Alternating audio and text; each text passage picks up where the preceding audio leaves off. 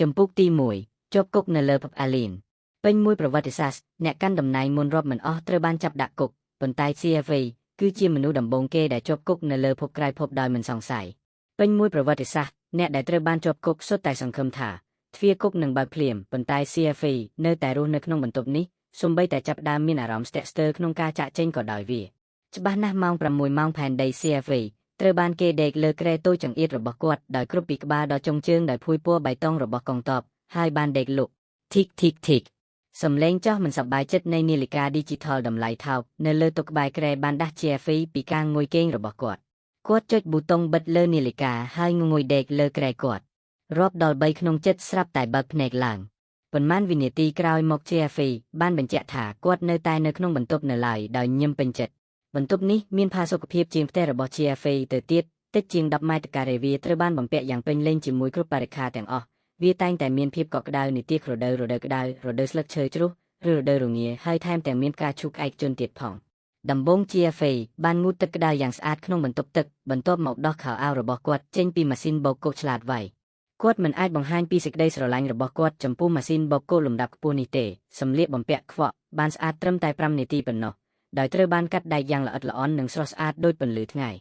ៃវាជាឧបករណ៍ចុងក្រោយរបស់បរិញ្ញាបត្រជាមួយនឹងវាគាត់លែងខ្វល់ខ្វាយពីគំនូរស្រោមជើងដែលធំក្លិនទៀតហើយទុកឲ្យតែការតស៊ូក្នុងការរើសគូដែលស្អាតសំបីតែបន្តិចបន្ទាប់ពីអាហារពេលព្រឹកដែលមានរសជាតិច្រើនដោយថ្នាំដុសធ្មេញរបស់ចិន CFA បានអង្គុយលើគ្រែដោយបាត់ការគិតប្រសិនបើគាត់នៅលើផែនដីគាត់នឹងបានជិះកង់របស់គាត់ឥឡូវនេះដោយរើសនិងចែកចាយសម្បត្តិពីការិយាល័យអ្នកនាំសម្បត្តិកង់គឺជាទំនិញដ៏ពេញនិយមក្នុងឆ្នាំ2019ការកកស្ទះចរាចរណ៍មានច្រើនសប្តាហ៍ថ្ងៃនេះដែលធ្វើឲ្យកង់ក្លាយជាមធ្យោបាយដឹកជញ្ជូនដែលពេញចិត្ត EFA រកបាន5យន្តសម្រាប់ការផ្ញើសម្បត្តិនីមួយប្រាក់ចំណូលប្រចាំខែសមរម្យប្រហែល1500យន្តគ្រប់គ្រាន់ដើម្បីរក្សាគាត់ឲ្យនៅជាប់ក្នុងទីក្រុងប៉េកាំងប្រសិនបើគាត់មានសំណាងគាត់អាចទៅមើលគុនម្ដងក្នុងមួយខែរីករាយជាមួយ Coca-Cola និងញ៉ាំពោតលីងមួយធុង EFA ដកដង្ហើមធំបានសម្រេចចិត្តធ្វើការរុញច្រានខ្លះដើម្បីឆ្លងកាត់ពេលវេលាគាត់ដាក់ជើងលើគ្រែដៃគាត់ទប់នឹងឥដ្ឋ1 2 3 4ញើសស្រកចេញពីក្បាលរបស់គាត់ហើយពេលដែលចលនាសាមញ្ញកាន់តែហត់នឿយប៉ុន្តែ CFA មិនព្រមចុះចាញ់ឡើយបន្ទាប់ពីការរុញច្រានគាត់បានដើរតាមពួកគេដោយកាយសម្ព័ន្ធហើយបន្ទាប់ពីកាយសម្ព័ន្ធគាត់បានបន្តដោយការជំរុញនៅពេលដែលកម្លាំងចុងក្រោយរបស់គាត់អស់កម្លាំង CFA បានដួលទៅលើគ្រែហើយទាញភួយពីលើក្បាលរបស់គាត់ដូច្នេះហើយវាជាពេលវេលាសម្រាប់ការគេងមួយយប់ទៀតក្រៅពីដំណេកងូតទឹកញ៉ាំហាត់ប្រាណហាត់កាយសម្ព័ន្ធគេងនេះគឺជាទម្លាប់ប្រចាំថ្ងៃរបស់ CFA ដែលជាវត្តដែលបានធ្វើម្ដងទៀតដោយខ្លួនឯងក្នុងរយៈពេល2សប្តាហ៍កន្លងមកនេះជាការពិតណាស់គាត់ក៏ត្រូវបង្ហាញខ្លួនទាន់ពេលវេលាសម្រាប់ការសួរចម្លើយរបស់គាត់ដោយ Fatty Connor ក្រោយពេលវេលាមិនទាន់ដឹងច្បាស់ជំហានមួយជំហានក៏ចាប់ផ្ដើមបន្លឺឡើងតាមផ្លូវចូលមកពីចម្ងាយ EFA លាក់ខ្លួនក្នុងភួយដោយប្រយ័ត្នប្រយែងបើកភ្នែកឡើងជើងរបស់ Fatty Connor គឺធ្ងន់នឹងលំហែងាយសម្គាល់ជំហានផ្សេងទៀតគឺមិនស្គាល់ CFA ពួកគេជាសម្លេងស្រទន់ដូចស្បែកជើងកែងជើងខ្ពស់នៅលើដីស្ត្រី EFA បានរអ៊ូលទាមនឹងខ្លួនឯងប៉ុន្តែបានច្រានចោលការសង្ស័យយ៉ាងឆាប់រហ័សតើអាចមានស្ត្រីនៅក្នុងគុកដោយរបៀបណានេះត្រូវតែជាការបំភាន់ដោយសំឡេងគូសទ្វារដែកយ៉ាងខ្លាំងបានបើកហើយបុរស2នាក់បានចូលទៅក្នុងបន្ទប់មួយបន្ទាប់ពីមួយទៅមួយ CFA ទម្លាប់នឹងរឿងនេះជាធម្មតាគេនាំគាត់ទៅបន្ទប់សួរចម្លើយហើយដាក់សំណួរច្របូកច្របល់ហេទោះបីអ្នកសួរខ្ញុំ1000ឬ10000ដងក៏ដោយក៏ចម្លើយរបស់ខ្ញុំនៅតែដែលខ្ញុំឈ្មោះ CFA អាយុ17ឆ្នាំមកពីផែនដីលេខសម្គាល់ S374,402 ខ្ញុំគ្មានលុយគ្មានឡានគ្មានផ្ទះគ្មានសង្សារហើយខ្ញុំច្បាស់ជាមិនមែនជាខ្មោចទេ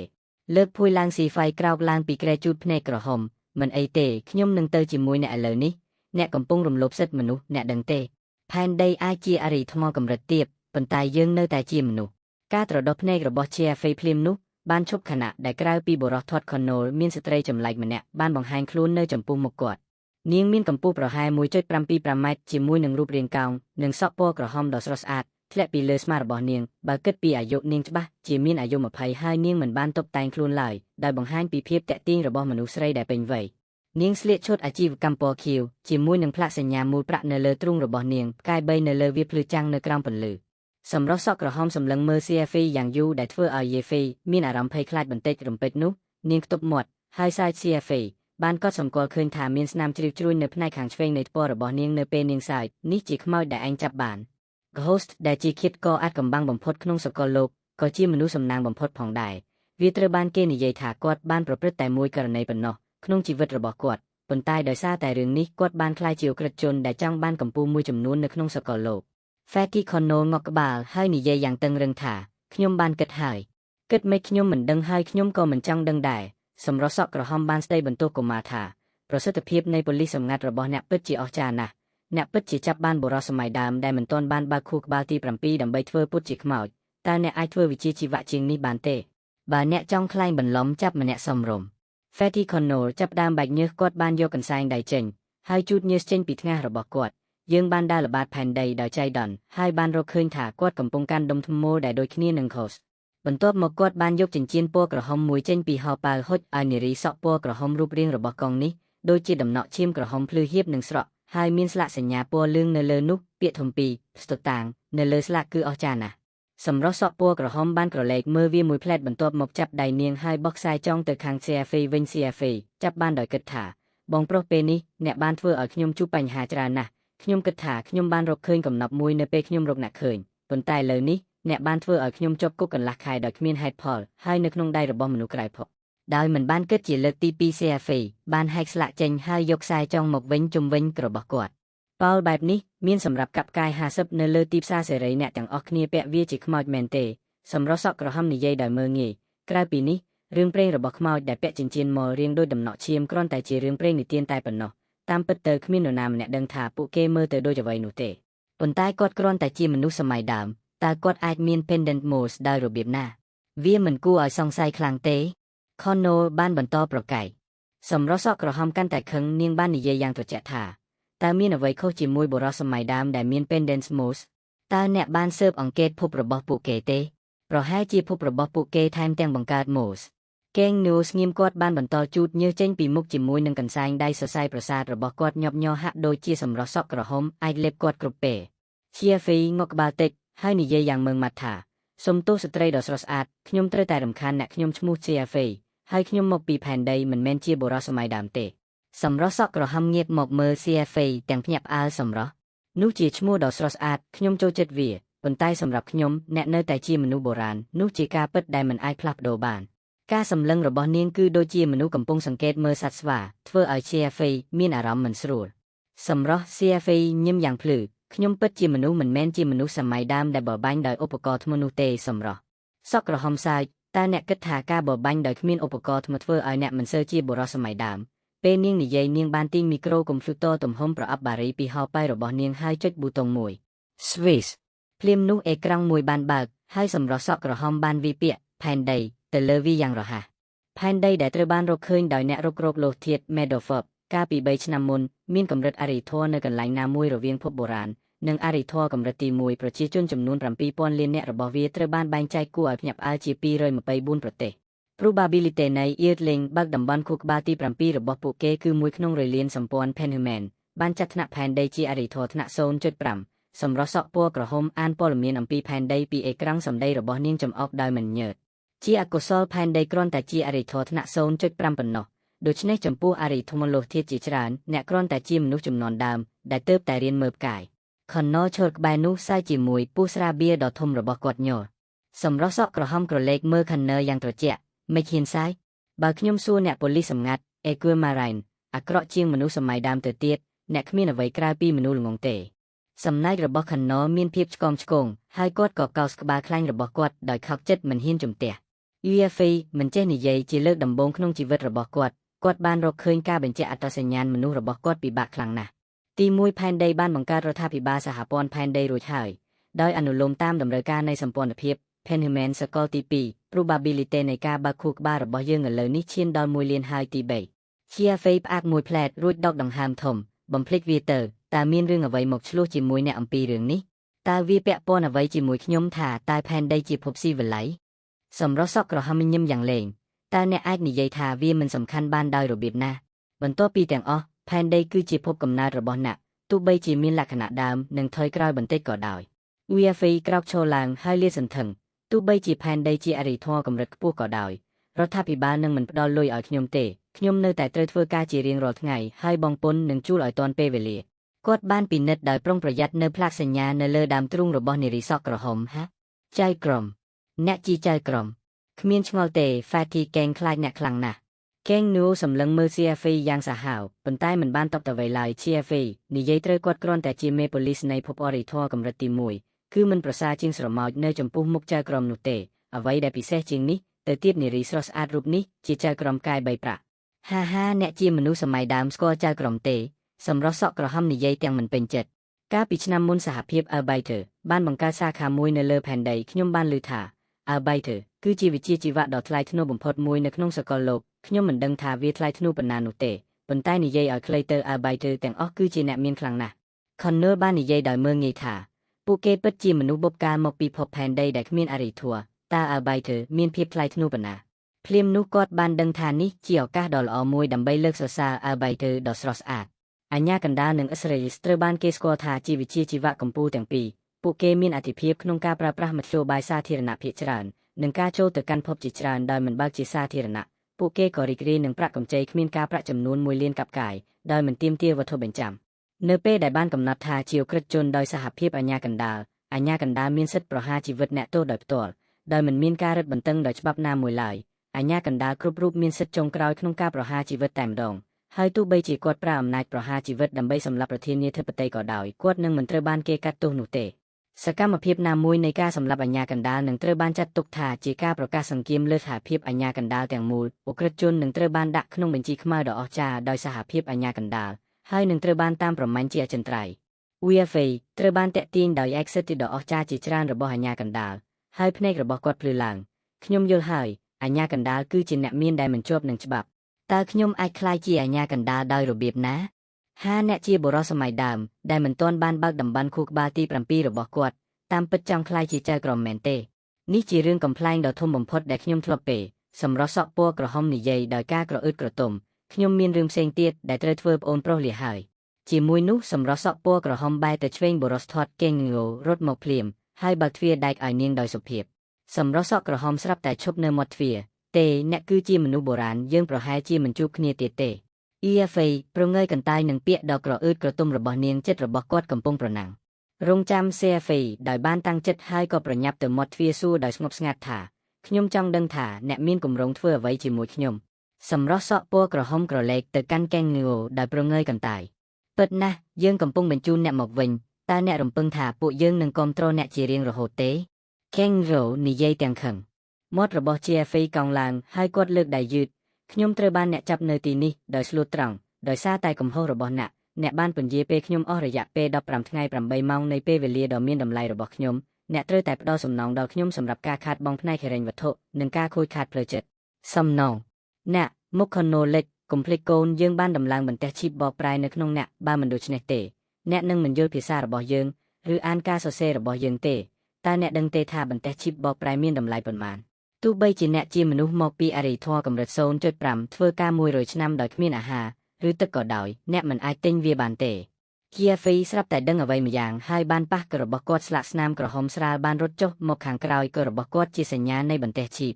អរគុណដែលបានរំលឹកខ្ញុំស្ទើរតែភ្លេចវាហើយមានសំណងសម្រាប់ការខូចខាតខ្ញុំមិនបានសុំឲ្យអ្នកដំឡើងបន្ទះឈីបនេះទេតើអ្នកដឹងថាវាឈឺចាប់ប៉ុណ្ណាទេ Connor មានការខ្ពើមរអើមចំពោះអកកិរិយាឈ្លានពានរបស់ Kiafi ហើយចង់ច្របាច់គាត់រហូតដល់ស្លាប់គាត់ក្រឡេកមើលសម្រស់សក់ក្រហមដោយមិនដឹងខ្លួនតើអ្នកគិតយ៉ាងណាសម្រស់សក់ពណ៌ក្រហមផ្អៀងក្បាលញឹមរីករាយលើផ្ទៃមុខរីករាយនឹងសម្ដីរបស់ Chiafe នេះជាជំនួយរបស់ប៉ូលីសសម្ងាត់របស់ឯងតើមានរឿងអ្វីជាមួយខ្ញុំនាងបានបន្ថែមថាប៉ុន្តែអ្នកមានកំហុសក្នុងបញ្ហានេះដូច្នេះអ្នកគួរតែទទួលបានសំណង Connor ញឹមបាទអ្នកនិយាយត្រូវនាយកដ្ឋានប៉ូលីសសម្ងាត់របស់យើងក៏ជាអង្គភាពមួយដែលមានច្បាប់ផងដែរការកែកំហុសគឺជាការអនុវត្តធម្មតារបស់យើងនឹងបង់ប្រាក់ឲ្យអ្នក300កាប់កាយក្នុងមួយថ្ងៃជាសំណងដែលនឹងមានចំនួនសរុប800កាប់កាយក្នុងរយៈពេល15ថ្ងៃតើនោះមិនសមនឹងអ្នកទេ Connor បាននិយាយទៅកាន់ Chiafe តាមរយៈធ្មេញក្រឹមកាប់កាយ800ត្រូវបានបំផ្លាញទៅជារូបិយប័ណ្ណផែនដីនិងក្លាយជាទ្រព្យសម្បត្តិកាប់កាយគឺជារូបិយប័ណ្ណសកលមួយក្នុងសកលលោកដែលមិនអាចប្រៀបផ្ទឹមបានទាំងស្រុងទៅនឹងប្រាក់ដុល្លារសហព័ន្ធរបស់ផែនដីតើអ្នកណានឹងល្ងងក្នុងការបដូរកាប់កាយសម្រាប់រូបិយប័ណ្ណនៃអរិយធម៌កម្រិត 0.5 UFA ងក់ក្បាលខ្ញុំគិតថាវាសមហេតុផលជាងសម្រាប់អ្នកក្នុងការផ្ដល់សំណងឲ្យខ្ញុំជាមួយនឹង10ទឹកបង្កើនប្រសិទ្ធភាពសែនអ្វីមុខ Connor Slake មិនសុំយានឱកាសសម្រស់សក់ពណ៌ក្រហមសាយចំអកនៅក្បែរគាត់ដោយស្ងាយសរសើរពីគំនិតដ៏ស្រស់ស្អាតរបស់ Chiafe នោះពិតជាគំនិតដ៏អស្ចារ្យមួយជាមួយនឹងសារធាតុរ៉ាបង្កើនប្រសិទ្ធភាពសែនអ្នកអាចបើកតំបន់ខួរក្បាលទី7របស់អ្នកដោយបង្ខំនិងធ្វើឲ្យមុខងារផ្ទាល់ខ្លួនរបស់អ្នកប្រសើរឡើងប្រហែលជាអ្នកពិតជាអាចក្លាយជាមនុស្សដែលមានថាមពលខ្លាំងចំណុចសំខាន់គឺសូម្បីតែនៅលើភពផែនដីកម្រិត 0.5 ក៏ដោយវាពិតជាលំបាកណាស់ក្នុងការទិញសារធាតុរ៉ាបង្កើនប្រសិទ្ធភាពសែនទោះបីជាអ្នកមានលុយបុព្វកាខ្ញុំត្រូវតែទទួលស្គាល់ថាអ្នកពិតជាឆ្លាតណាស់សម្រស់សក់ក្រហមនិយាយដោយភ្នែកភ្លឺនាយកខុនណូតើអ្នកនឹងផ្ដល់សំណើរបស់គាត់ទេទឹកមុខដ៏ធាត់របស់ខុនណូបង្ខូចដោយកំហឹងប៉ុន្តែភ្លាមនោះគំនិតមួយបានវាប្រហារគាត់ហាវាជានំមួយដុំបរោះធាត់និយាយដោយស្នាមញញឹមរបស់កញ្ជ្រោងដែលមានរដូវវាគ្រាន់តែជាដបទឹកបង្កើនប្រសិទ្ធភាពសែនប៉ុណ្ណោះខ្ញុំនឹងមាននរណាម្នាក់បញ្ជូនវាទៅអ្នកពេលក្រោយជាហ្វេសឹងតែមិនជឿត្រជាក់មិនមែនតតែខុនណូនិងសម្រស់សក់ក្រហមបាត់នៅចុងបញ្ចប់នៃជ្រកលបៀងទើបគាត់ដឹងភ្លាមអូពេលនេះខ្ញុំកញ្ញាខុសវាហាក់បីដូចជាវត្ថុរ៉ែបង្កើនប្រសិទ្ធភាពសែនរឿងព្រេងនិទាននេះគឺជារបស់ថោកណាស់នៅទីនេះខ្ញុំគួរតែបញ្ជាទិញពី10ទៀត CFA និយាយទៅកាន់ខ្លួនឯងដោយការខាត់ចិត្តកេងនូវបាននាំសម្រស់សក់ក្រហមចេញពីទីស្នាក់ការប៉ូលីសសម្ងាត់ដោយគោរពតើអ្នកពិតជាយល់ព្រមផ្ដល់ឲ្យគាត់នៅ10ទឹកដែលបង្កើនប្រសិទ្ធភាពសែនដល់គាត់មែនទេអ្នកដឹងទេ10ថោកបំផុតមានតម្លៃយ៉ាងតិច50,000កាប់កាយក្នុងមួយ10សម្រស់សក់ក្រហមសួរភ្ញាក់ផ្អើលបន្តិចកេងនូវីក្បាលពុះយ៉ាងខ្លាំងគាត់មានបំណងចង់អង្អែលទ្រូងរបស់គាត់ប៉ុន្តែជាអកុសលក្រពះរបស់គាត់គឺអ្វីទាំងអស់ដែលគាត់អាចគិតបានយើងជាប៉ូលីសសម្ងាត់យើងអាចទិញវាបានយើងបានធ្វើខុសគាត់យូរហើយមែនទេកេងវ៉ូនិយាយទាំងអៀនខ្មាស់សម្រស់សក់ក្រហមញឹមតិចជាមួយនឹងស្ថានភាពរបស់នាងបញ្ហាតូចតាចបែបនេះពិតជាមិនគួរព្រួយបារម្ភនោះទេនាងលោតចុះចូលក្នុងរថយន្តបំលែងពណ៌ក្រហមហើយបាត់ខ្លួននៅចុងផ្លូវដោយមិនមើលទៅក្រោយកេងនូវបានត្រឡប់ទៅការិយាល័យរបស់គាត់នៅជាន់ទី26ហើយអង្គុយលើកៅអីបង្វិលដ៏ធំរបស់គាត់ស្នាមញឹមដ៏អាក្រក់នៅលើមុខរបស់គាត់បានចុចប៊ូតុងមួយនៅលើតុដោយប្រើម្រាមដៃដ៏ធំរបស់គាត់ហើយភ្លាមនោះអេក្រង់មួយបានលេចឡើងនៅលើតុអេក្រង់បង្ហាញបុរសម្នាក់ក្នុងវ័យជាង30ឆ្នាំស្លៀកពាក់ពណ៌ខ្មៅគ្មានខ្លាញ់ដូចបង្គោលលាសីហាក់មានសមត្ថភាពខ្លាំងនាយកតើមានរឿងអីបុរសខ្ជិលសួរហេណានខ្ញុំចាំថាយើងបានរឹបអូសវត្ថុរ៉ាបង្កើនប្រសិទ្ធភាពសែនដែលបានរត់ពន្ធការពីម្សិលមិញមែនទេបាទ74 10ដោយគ្មានប្រភពដើមឬស្លាកសញ្ញាណាមួយទេខ្ញុំសង្ស័យថាវាคล้ายអស់ចាខុនណូរៀងពងក្រពើញឹមផ្ដល់11ទៅក្មេងផែនដីនៅជាន់ក្រោមដីទី7គុំនិយាយអីឲ្យវាយកវាពេលគាត់ត្រឡប់មកផែនដីវិញហើយណានងក់ក្បាលលោកនាយកប្រភពដើមនៃអសត់នេះមិនទាន់ដឹងទេហើយលទ្ធផលតេស្តមិនទាន់ចេញនៅឡើយទេប្រសិនបើគាត់ប្រើវាអាចស្លាប់ខុនណូវីទៅដោយកំហឹងអ្វីដែលអ្នកត្រូវធ្វើគឺស្ដាប់បង្គាប់មិនមែនសួរវាទេធ្វើដោយខ្ញុំនិយាយហើយឲ្យនរណាម្នាក់បញ្ជូនគាត់ត្រឡប់ទៅផែនដីដ៏អាក្រក់នោះវិញខ្ទាស់ដោយមិនរងចាំការឆ្លើយតបរបស់ Hey Nan Kono បានបិទអេក្រង់កូនឯងសុំរឿងនឹងកងនូរ៉ូដាក់ខ្លួនទាំងទឹកមុខតឹងតែងប៉ុន្មានម៉ោងក្រោយមក Kiafe បានឡើងលើយានអវកាសទៅផ្ទះដោយកាន់ប្រអប់វត្ថុរ៉ែបង្កើនប្រសិទ្ធភាពសែនស្របពេលនោះអេក្រង់ទំនាក់ទំនងក្នុងការិយាល័យរបស់លោកកងនូដែលជាប្រធានប៉ូលីសសម្ងាត់កាយសមុទ្រខៀវស្រាប់តែបើកភ្លាមនេះអាក្រក់ណាស់របាយការណ៍ស្រាវជ្រាវចេញមកហើយសារធាតុរ៉ាបង្កើនប្រសិទ្ធភាពសែននោះគឺជាត្បូងពណ៌ស្វាយបរោះស្គុំហ៊ីណាននិយាយដោយអន្ទះសារខុនណូស្រឡាំងកាំងបន្តិចតែត្បូងពណ៌ស្វាយអ្វី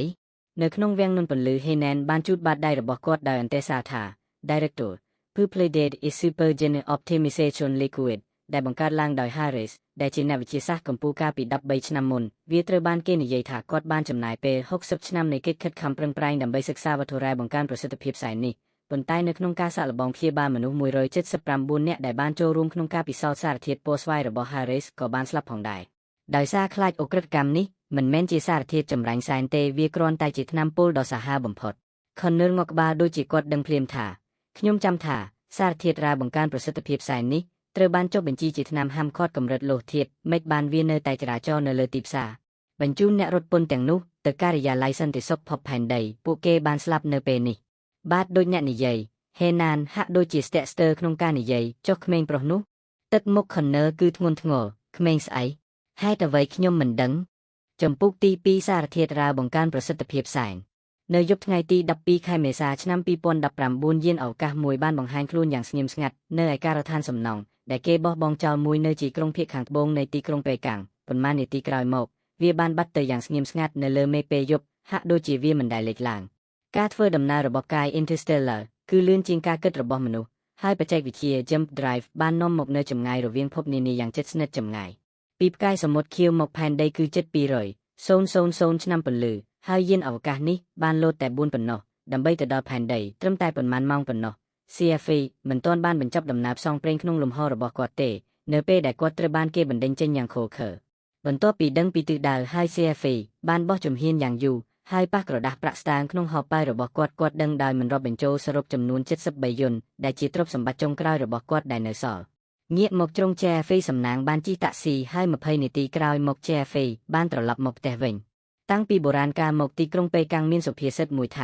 ាអ្នកមាននៅទីខាងកើតខ្ពង់ខ្ពស់នៅខាងលិចក្រនៅភាគខាងត្បូងនិងរៀបទៀបនៅខាងជើងផ្ទះរបស់ CFA ស្ថិតក្នុងតំបន់អន្តេវាសិកដ្ឋាននៃរោងចក្រផលិតស្បែកនៅភាគខាងត្បូងរោងចក្រដែលគ្រប់គ្រងដោយរដ្ឋនេះបានបិទអស់ជាច្រើនឆ្នាំហើយអ្នកស្រុកភាគច្រើនត្រូវបានបញ្ឈប់ពីការងារដោយរស់នៅក្នុងអគាររាងជាបំពង់ដែលបានសាងសង់ជាច្រើនទសវត្សរ៍មុនផ្លូវដើរមានពណ៌ខ្មៅហើយ CFA ត្រូវដើរតាមជណ្ដើរបន្ទាប់ពី2សប្តាហ៍នៅលើភពក្រៅភពមួយពន្លឺតែមួយគត់របស់គាត់ដែលជាទូរស័ព្ទដៃរបស់គាត់បានស្លាប់យូរមកហើយ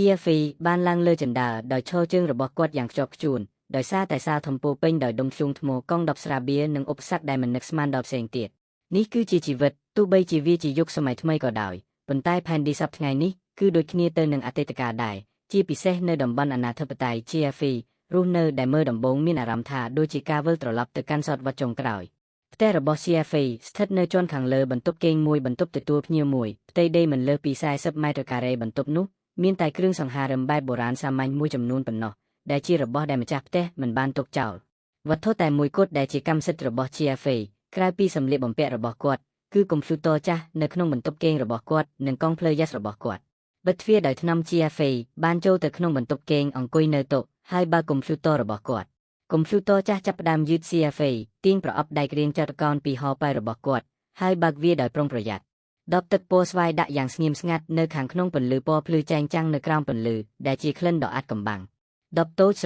រដៀងនឹងអាហារបំពន់ទូទៅគ្មានក្រុមហ៊ុនផលិតគ្មានការបរិច្ឆេទនិងគ្មានស្លាកសញ្ញា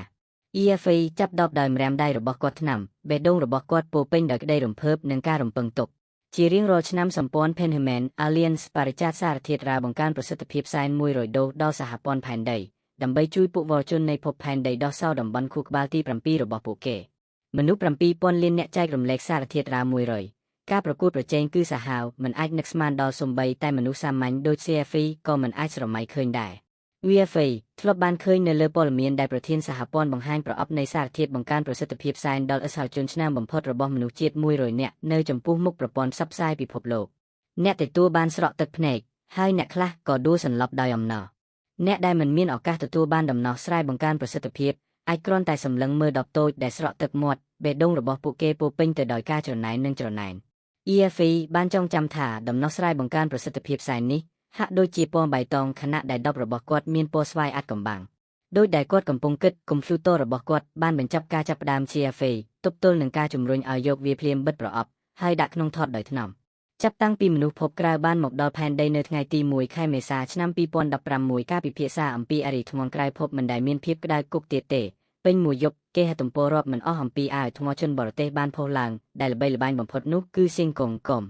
ដោយបើកទំព័រដើមរបស់ Sing.com CFA បានចាប់ផ្ដើមស្វែងរកព័ត៌មានអំពីដំណោះស្រាយបង្កើនប្រសិទ្ធភាពសែនខួរក្បាលគឺជាសរីរាង្គដ៏អស្ចារ្យបំផុតនៅក្នុងខ្លួនមនុស្សគ្មានអ្វីគួរឲ្យសង្ស័យទេអត្រានៃការអភិវឌ្ឍនិងការប្រើប្រាស់ខួរក្បាលរបស់មនុស្សជាមធ្យមគឺតិចជាង 10A សូម្បីតែមនុស្សពូកែដូចជា Einstein ប្រើត្រឹមតែ30ទេប៉ុណ្ណោះការទទួលយកសារធាតុរ៉ាបង្កើនប្រសិទ្ធភាពសែនអាចបង្កើនការអភិវឌ្ឍខួរក្បាលនិងអត្រាប្រើប្រាស់បានយ៉ាងច្រើនកម្រិតនៃការកែម្អប្រែប្រួលទៅតាមស្ថានភាពរាងកាយរបស់មនុស្សម្នាក់ហើយអាចឈានដល់90តាមពិតទៅមានតំបន់លាក់កំបាំងពិសេសនៅក្នុងខួរក្បាលហៅថាតំបន់ខួរក្បាលទី7នៅពេលដែលតំបន់ខួរក្បាលនេះត្រូវបានបើកមហាអំណាចជាច្រើននិងត្រូវបានជំរុញផ្នែករបស់ GFA ភ្លឺឡើងមហាអំណាចតើខ្ញុំអាចក្លាយជា Spider-Man បានទេការក្លាយជាមនុស្សឆ្លាតគឺពិតជារឿងល្អប៉ុន្តែការទទួលបានមហាអំណាចអាចធ្វើឲ្យមនុស្សមានការស្រមើស្រមៃមិនចេះចប់មនុស្សផ្សេងគ្នាអភិវឌ្ឍប្រទេសមហាអំណាចផ្សេងគ្នាបន្ទាប់ពីទទួលយកសារធាតុរ៉ាវដែលបង្កើនប្រសិទ្ធភាពសែនសូម្បីតែអរិយធម៌របស់ជនបរទេសដែលជឿនលឿនបំផុតក៏មិនអាចនិយាយបានដែរថាតាមមហាអំណាចប៉ុន្មានដែលតំបន់ខួរក្បាលទី7អាចដំណើរការបានអ្នកប្រើប្រាស់ជាង 70% ក្លាយជាកម្ពុជាទាហានដ៏មានឥទ្ធិពលអ្នកផ្សេងទៀតក្លាយជាអ្នកលេងភ្លេងគណិតវិទូអ្នករូបវិទ្យាគីមីវិទ្យាជាដើមគណិតវិទូ UFA ងក់ក្បាលគាត់មិនដែលចាប់អារម្មណ៍លើគណិតវិទ្យាឬរូបវិទ្យាក្នុងជីវិតរបស់គាត់ទេប្រសិនបើអ្នកក្លាយជាគណិតវិទូដោយចៃដន្យនោះជារឿងដ៏គួរឲ្យភ័យខ្លាច យងទៅតាមស្ថិតមិនពេញលេញមនុស្សតិចជាងមួយក្នុងចំណោម10,000នាក់មិនទទួលបានមហាអំណាចណាមួយទេបន្ទាប់ពីទទួលយកសារធាតុរ៉ាបង្កើនប្រសិទ្ធភាពសែនម្នាក់ក្នុងចំណោម100,000បានស្លាប់និងមួយក្នុងលានអ្នកក្លាយជាបន្លែនេះបង្ហាញថារូបមិនបច្ចុប្បន្ននៃសារធាតុរ៉ាបង្កើនប្រសិទ្ធភាពសែនគឺមិនល្អឥតខ្ចោះនោះទេបន្ទាប់ពីបានអានអត្ថបទមួយដង្ហើមធំ CFA បានក្រឡេកទៅមើលទោសរបស់គាត់មានបារីហុងតាសានទុនកន្លះប្រអប់នៅលើវា CFA ជាអ្នកជក់បារីខ្លាំងហើយគាត់ជក់បារីតែប្រភេទថោកបំផុតប៉ុណ្ណោះគាត់ដកបារីមួយដើមមកដុតផ្សែងពណ៌បៃតងបានកើនឡើងដែលជាទិដ្ឋភាពដ៏ស្រស់ស្អាតការទទួលយកសារធាតុរ៉ាវដែលបង្កើនប្រសិទ្ធភាពសែនបាននាំមកនូវហានិភ័យមួយចំនួនប៉ុន្តែហានិភ័យទាំងនោះមានលើសពីអត្ថប្រយោជន៍ឆ្ងាយណាស់ជាការពិតក្រៅពីការទទួលយកសារធាតុរ៉ាវដែលបង្កើនប្រសិទ្ធភាពសែនមនុស្សក៏អាចសម្រេចបាននូវគោលដៅនៃការបើកតំបន់ខួរក្បាលទី7តាមរយៈការអនុវត្តបច្ចេកទេសពន្លឺផ្កាយសប្តាហ៍ថ្ងៃនេះមនុស្សគ្រប់រូបចាប់ពីមនុស្សចាស់រហូតដល់កុមារអនុវត្តលំហាត់នេះជារៀងរាល់ថ្ងៃជាអកុសលក្នុងរយៈពេល3ឆ្នាំចុងក្រោយនេះមនុស្សតិចជាង8,000នាក់អាចបើកតំបន់ខួរក្បាលទី7បានតាមរយៈការអនុវត្តបច្ចេកទេសពន្លឺផ្កាយមិនប្រញាប់ទេកុំប្រញាប់អនុញ្ញាតឲ្យខ្ញុំពិនិត្យមើលថាហេតុអ្វីបានជាដបទឹកបង្កើនប្រសិទ្ធភាពនេះមានពណ៌ស្វាយ CFA បាននិយាយទៅកាន់ខ្លួនឯងដៃរបស់គាត់ចាប់កណ្ដូលរំកិលចុះក្រោមថ្នាំ Starry Ski Network មានចំនួនអត្ថបទដ៏គួរឲ្យភ្ញាក់ផ្អើលអំពីសារធាតុរ៉ាវដែលបង្កើនប្រសិទ្ធភាពសែនរាប់ពាន់ទៅរាប់ពាន់ការពន្យល់លម្អិតនៃប្រភេទសែនបង្កើនប្រសិទ្ធភាពនៃសារធាតុរ៉ាវដោយចុចចម្រាមដៃរបស់គាត់ CFA បានបើកអត្ថបទគុណភាពនៃសារធាតុរ៉ាវបង្កើនប្រសិទ្ធភាពសែនត្រូវបានបែងចែកទៅជា4ថ្នាក់កម្ពស់ខ្ពស់មធ្យមនិងទាបអរិយធម៌ភាគច្រើននៅក្នុងសកលលោកផលិតសារធាតុរ៉ាវបង្កើនប្រសិទ្ធភាពសែនរបស់ពួកគេដែលប្រែប្រួលពីរូបមិនមួយពណ៌ទៅរសជាតិកម្រិតនៃសារធាតុរ៉ាវបង្កើនប្រសិទ្ធភាពសែនកាន់តែខ្ពស់វត្ថុធាតុដើមមានតម្លៃកាន់តែច្រើននិងប្រសិទ្ធភាពកាន់តែច្បាស់បន្ទាប់ពីទទួលយកវាភ្លាមនោះ CFA បានដឹងថាវាប្រែថាសារធាតុរ៉ាវបង្កើនប្រសិទ្ធភាពសែនមិនមានពណ៌បៃតងទាំងអស់ទេខ្ញុំឆ្ងល់ថាតើដបនេះជាប្រភេទអ្វីមែនហើយប្រសិនបើអ្នកផឹកវាដោយផ្ទាល់អ្នកនឹងដឹងអ្វីទាំងអស់សំណាងអាក្រក់បំផុតគឺការស្លាប់ឬក្លាយជាអ្នកគណិតវិទ្យា CFA បើភ្នែកមើលបន្ទប់ដ៏សាមញ្ញរបស់គាត់មិនថាថ្នាក់ណាក៏ដោយវាមិនអាក្រក់ជាងពេលនេះទេគាត់បានយកដបពណ៌ស្វាយតូចមួយចេញពីថតខ្ទស់សំឡេងស្រទន់បន្លឺឡើងខណៈដែល CFA បង្វិលមុខចេញពីដបអុកគាត់ផ្អៀងក្ររបស់គាត់ហើយដំណោះស្រាយបង្កើនប្រសិទ្ធភាពសែនបានចាក់ចូលទៅក្នុងក្រពះរបស់គាត់ទាំងអស់នៅក្នុងចលនាលូនតែមួយដោយមិនស្ទាក់ស្ទើរមួយផ្លែតវត្ថុរ៉ាពណ៌ស្វាយមានរសជាតិជូរបន្តិចនិងមានក្លិនចម្លែកដែលមិនអាចពិពណ៌នាបាន CFA បានដុតបារីមួយទៀតហើយអង្គុយស្ងៀមនៅលើកៅអីរបស់គាត់រងចាំ1នាទីបានកន្លងផុតទៅហើយក្រៅពីភាពកក់ក្ដៅបន្តិចក្នុងពោះរបស់គាត់គ្មានអ្វីចម្លែកកើតឡើងទេដោយមានអារម្មណ៍ថាប់បារម្ភ CFA បានក្រឡេកមើលកែវពណ៌ស្វាយខ្ចីនៅតែតោងជាប់នឹងភាគីដែលបង្ហាញថាដាននៃវត្ថុរាវអាចនៅតែមានគាត់បានរត់ទៅបន្ទប់ទឹកបើកម៉ាស៊ីនហើយចាក់ទឹកពាក់កណ្ដាលចូលក្នុងដបអង្រួនវាម្ដងហើយម្ដងទៀតអន្តែទឹករួមនឹងដាននៃដំណោះស្រាយដែលនៅសេសសល់បានហូរចូលក្រពះរបស់ CFA លើកនេះដបប្រទេសស្អាតហើយស្នាមញញឹមពេញមុខរបស់គាត់រួចដំណោះស្រាយបង្កើនប្រសិទ្ធភាពសែនបានចាប់ផ្ដើមមានប្រសិទ្ធភាពមួយសន្ទុះ CFA មានអារម្មណ៍នៅវិលមុខដូចជាឃើញមេអំបិលរាប់ពាន់ក្បាលកំពុងបក់បោកនៅមុខភ្នែករបស់គាត់ហើយការឈឺចាប់រហែកពេញខួរក្បាលរបស់គាត់ក្នុងបន្ទប់ទឹកមានអាងងូតទឹកចាស់មួយដែលមិនបានប្រើចាប់តាំងពីការផ្គត់ផ្គង់ទឹករបស់សង្កាត់នោះចេញជាញឹកញាប់ CFA បានបំពេញវាដោយទឹកម៉ាស៊ីនដោយមានការបាញ់ទឹកនោះ CFA បានលុតជា2ដងមុននឹងធ្លាក់ចូលទៅក្នុងអាងដំបូងក្បាលរបស់គាត់បានលិចទៅក្នុងទឹកកកចម្ពោះទី3ថាមពលបឿនតាមពិតវត្ថុរ៉ាវដែលបង្កើនប្រសិទ្ធភាពសែនទំនើប Purplay JD ដែលត្រូវបានបង្កើតឡើងដោយអ្នកវិទ្យាសាស្ត្រកំពូល Harris មិនមែនជាថ្នាំពុលទេផ្ទុយទៅវិញប្រសិទ្ធភាពរបស់វាលើសពីការរំពឹងទុករបស់មនុស្សគ្រប់រូប Purplay JD បានបើកតំបន់ខួរក្បាលទី7របស់ CFA ដោយជោគជ័យវាដូចជាការបើកទ្វារខណៈពេលដែលវត្ថុរាវបង្កើនប្រសិទ្ធភាពសែនធម្មតារុញការប្រេះឆាដោយថ្នាំ Purplay JD បានប្រើកម្លាំងផ្ទុះស្ទើរតែគួរឲ្យភ័យខ្លាចវាបានបំផ្លាញទ្វារទាំងស្រុងសូម្បីតែជញ្ជាំងមិនអាចបញ្ឈប់បានថាមពលដ៏ធំដែលមាននៅក្នុងតំបន់ខួរក្បាលទី7ត្រូវបានបញ្ចេញយ៉ាងពេញទំហឹងកម្លាំងដ៏ធំនិងលើសលប់បានហក់ចូលទៅក្នុងខួរក្បាលរបស់ CFA ដូចជារលកយ៉ាស៊ូណាម EFA បាត់បង់ស្មារតីហើយដួលចូលទៅក្នុងអាងងូតទឹកដែលពោពេញដោយទឹកត្រជាក់ប្រសិនបើ CFA មិនបានទប់ទល់នឹងអនុញ្ញាតឲ្យវាបន្តដោយមិនបានត្រួតពិនិត្យនោះលទ្ធផលចុងក្រោយនឹងមានដូចគ្នានឹងអ្នកដែលបានយក Purplay JD ពីមុនមកដែរគឺការកេងលក់អស់កលឹបជានិច្ចមិនដែលភ្ញាក់ឡើយទោះជាយ៉ាងណាក៏ដោយនៅពេលដែលជួបនឹងភាពអស់សង្ឃឹមមនុស្សបានផ្ទុះឡើងនូវសេចក្តីប្រាថ្នាដ៏កាចសាហាវដើម្បីរស់រានមានជីវិតជាពិសេសអ្នកដែលធម្មតាហាក់ដូចជាទន់ខ្សោយសត្វដូចស្មៅទាំងនោះដែលតែងតែមានភាពអត់ធ្មត់មិននឹកស្មានដល់របស់មនុស្សសាមញ្ញរាងកាយរបស់ CFA ញ័រយ៉ាងខ្លាំងនៅក្នុងអាងងូតទឹកហាក់ដូចជាមាននរណាម្នាក់បានទម្លាក់ខ្សែតង់ស្លុងខ្ពស់ចូលទៅក្នុងទឹកបញ្ជូនទឹកហូរមកគ្រប់ទីកន្លែង ចិត្តរបស់គាត់បានបាត់បង់ស្មារតីរួចទៅហើយប៉ុន្តែការដឹងខ្លួនចុងក្រោយបានប្រាប់គាត់ថាកុំបោះបង់រហូតដល់ពេលចុងក្រោយជោគជ័យគឺការខិតខំប្រឹងប្រែង 99% បូកនឹងសំណាង 1% CFA បានទៅស៊ូជាមួយការខិតខំប្រឹងប្រែង 200% រួចហើយដូច្នេះតើសំណាង 1% នោះនៅឯណាទឹកថ្លាចេញពីអាងងូតទឹកបានហូរចូលមាត់ច្រមុះនិងត្រចៀករបស់ CFA ធ្វើឲ្យគាត់ថាប់ដង្ហើមវាជាទារុណកម្មពីរដងវិនាទីបានកន្លងផុតទៅហើយការតស៊ូរបស់ CFA កាន់តែចុះខ្សោយស្រាប់តែធ្មុំម៉ូសនៅលើទ្រូងរបស់គាត់ដូចជាដំណក់ឈាមស្រាប់តែផ្ទុះឡើងជាពន្លឺដ៏ត្រចះត្រចង់ពណ៌ក្រហមភ្លឺដូចផ្លេកបន្ទោពណ៌ក្រហមពេញបន្ទប់ទឹកភ្លាមព្រះអាទិត្យពេលព្រឹកព្រលឹមតាមបង្អួចតូចចង្អៀតហើយមេឃក៏ភ្លឺបន្តិចម្ដងជូ CFA កណ្ដាស់ហើយក្រោកឡើងមុខរបស់គាត់នៅតែស្លេកហើយគាត់មានអារម្មណ៍ទន់ខ្សោយហាក់ដូចជាគាត់ទើបតែជាសះស្បើយពីជំងឺធ្ងន់ធ្ងរជូបន្ទាប់ពីកណ្ដាស់3ដងជាប់គ្នា CFA មានអារម្មណ៍ធូរស្រាលភ្លាមរាងកាយរបស់គាត់បានជាសះស្បើយឡើងវិញក្នុងល្បឿនមិនគួរឲ្យជឿអូខ្ញុំត្រជាក់ណាស់ EFA ក្រោកឈរឡើងហើយប្រញាប់ត្រឡប់ទៅបន្ទប់គេងរបស់គាត់ដោយដេកនៅក្រោមគម្របល្បឿនរបស់គាត់ភ្ញាក់ផ្អើល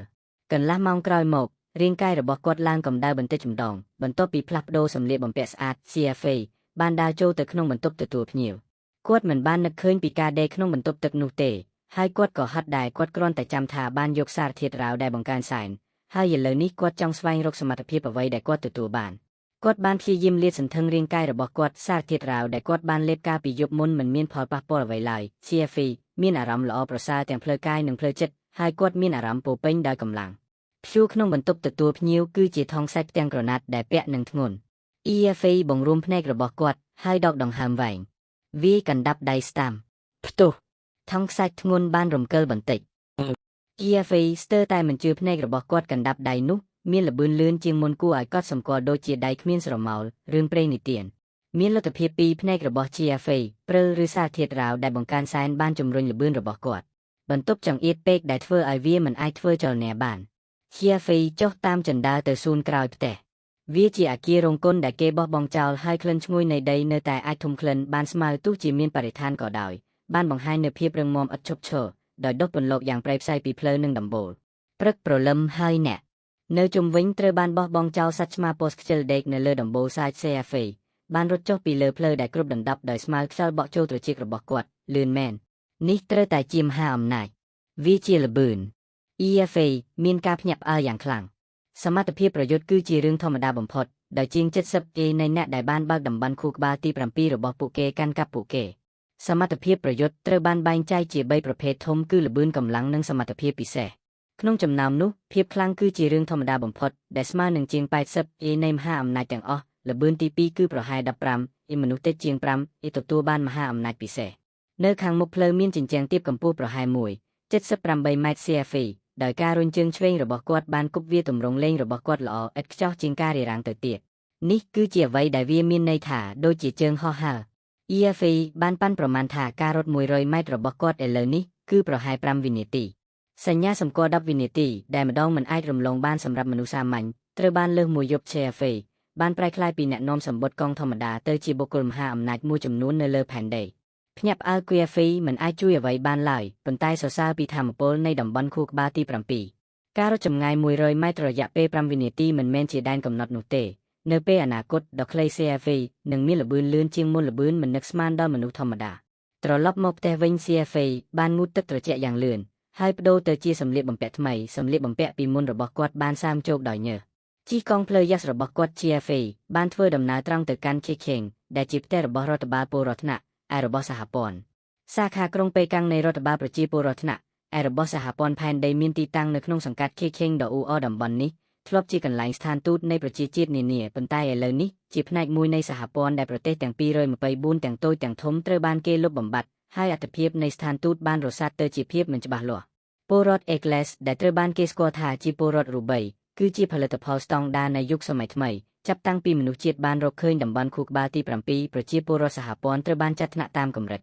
អ្នកដែលមិនបានបើកតំបន់ខួរក្បាលទី7ត្រូវបានគេចាត់ទុកជាពលរដ្ឋធម្មតាចំណែកអ្នកដែលបានចាត់ទុកជាពលរដ្ឋថ្នាក់ A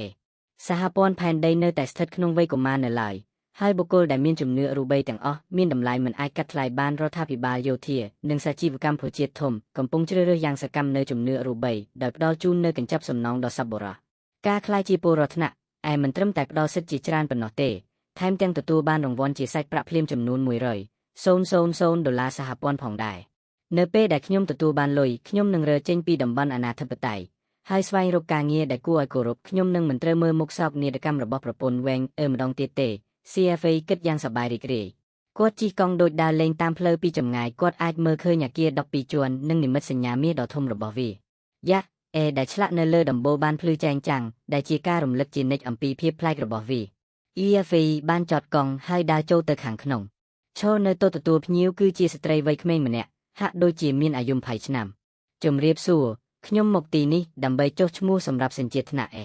នៅពេលពាក្យទាំងនេះមនុស្សដែលនៅរាយប៉ាយនៅជុំវិញសារនោះប្រញាប់ប្រញាល់មកដោយម្នាក់កាន់កញ្ចប់រុំយ៉ាងស្អាតពេលឃើញ CFA ភ្លាមគេក៏ចាប់វាដាក់ក្នុងដៃ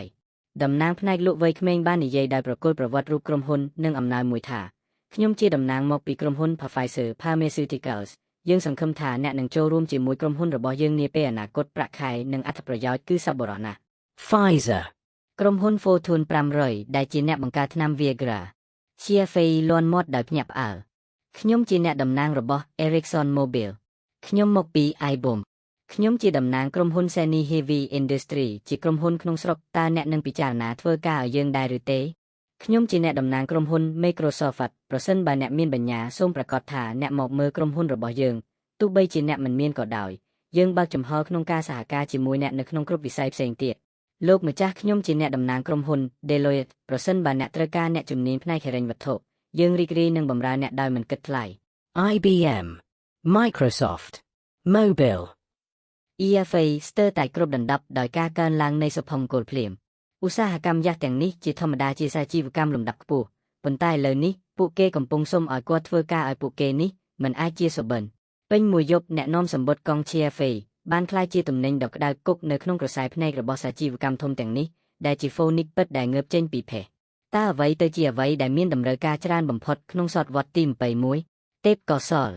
ជាពិសេសអ្នកដែលបានដោះសរតំបន់ខួរក្បាលទី7មានតម្លៃជាងមាសទៅទៀត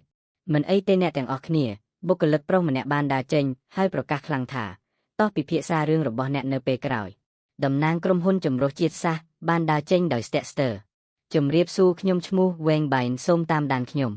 Wang Bain បានដឹកនាំ CFA ចូលទៅក្នុងបន្ទប់ដែលមានពន្លឺភ្លឺចែងចាំងដែលបុគ្គលិកឯកសណ្ឋានជាច្រើនអ្នកកំពុងរង់ចាំរួចហើយសុទ្ធតែមានស្នាមញញឹមភ្លឺនៅលើមុខរបស់ពួកគេ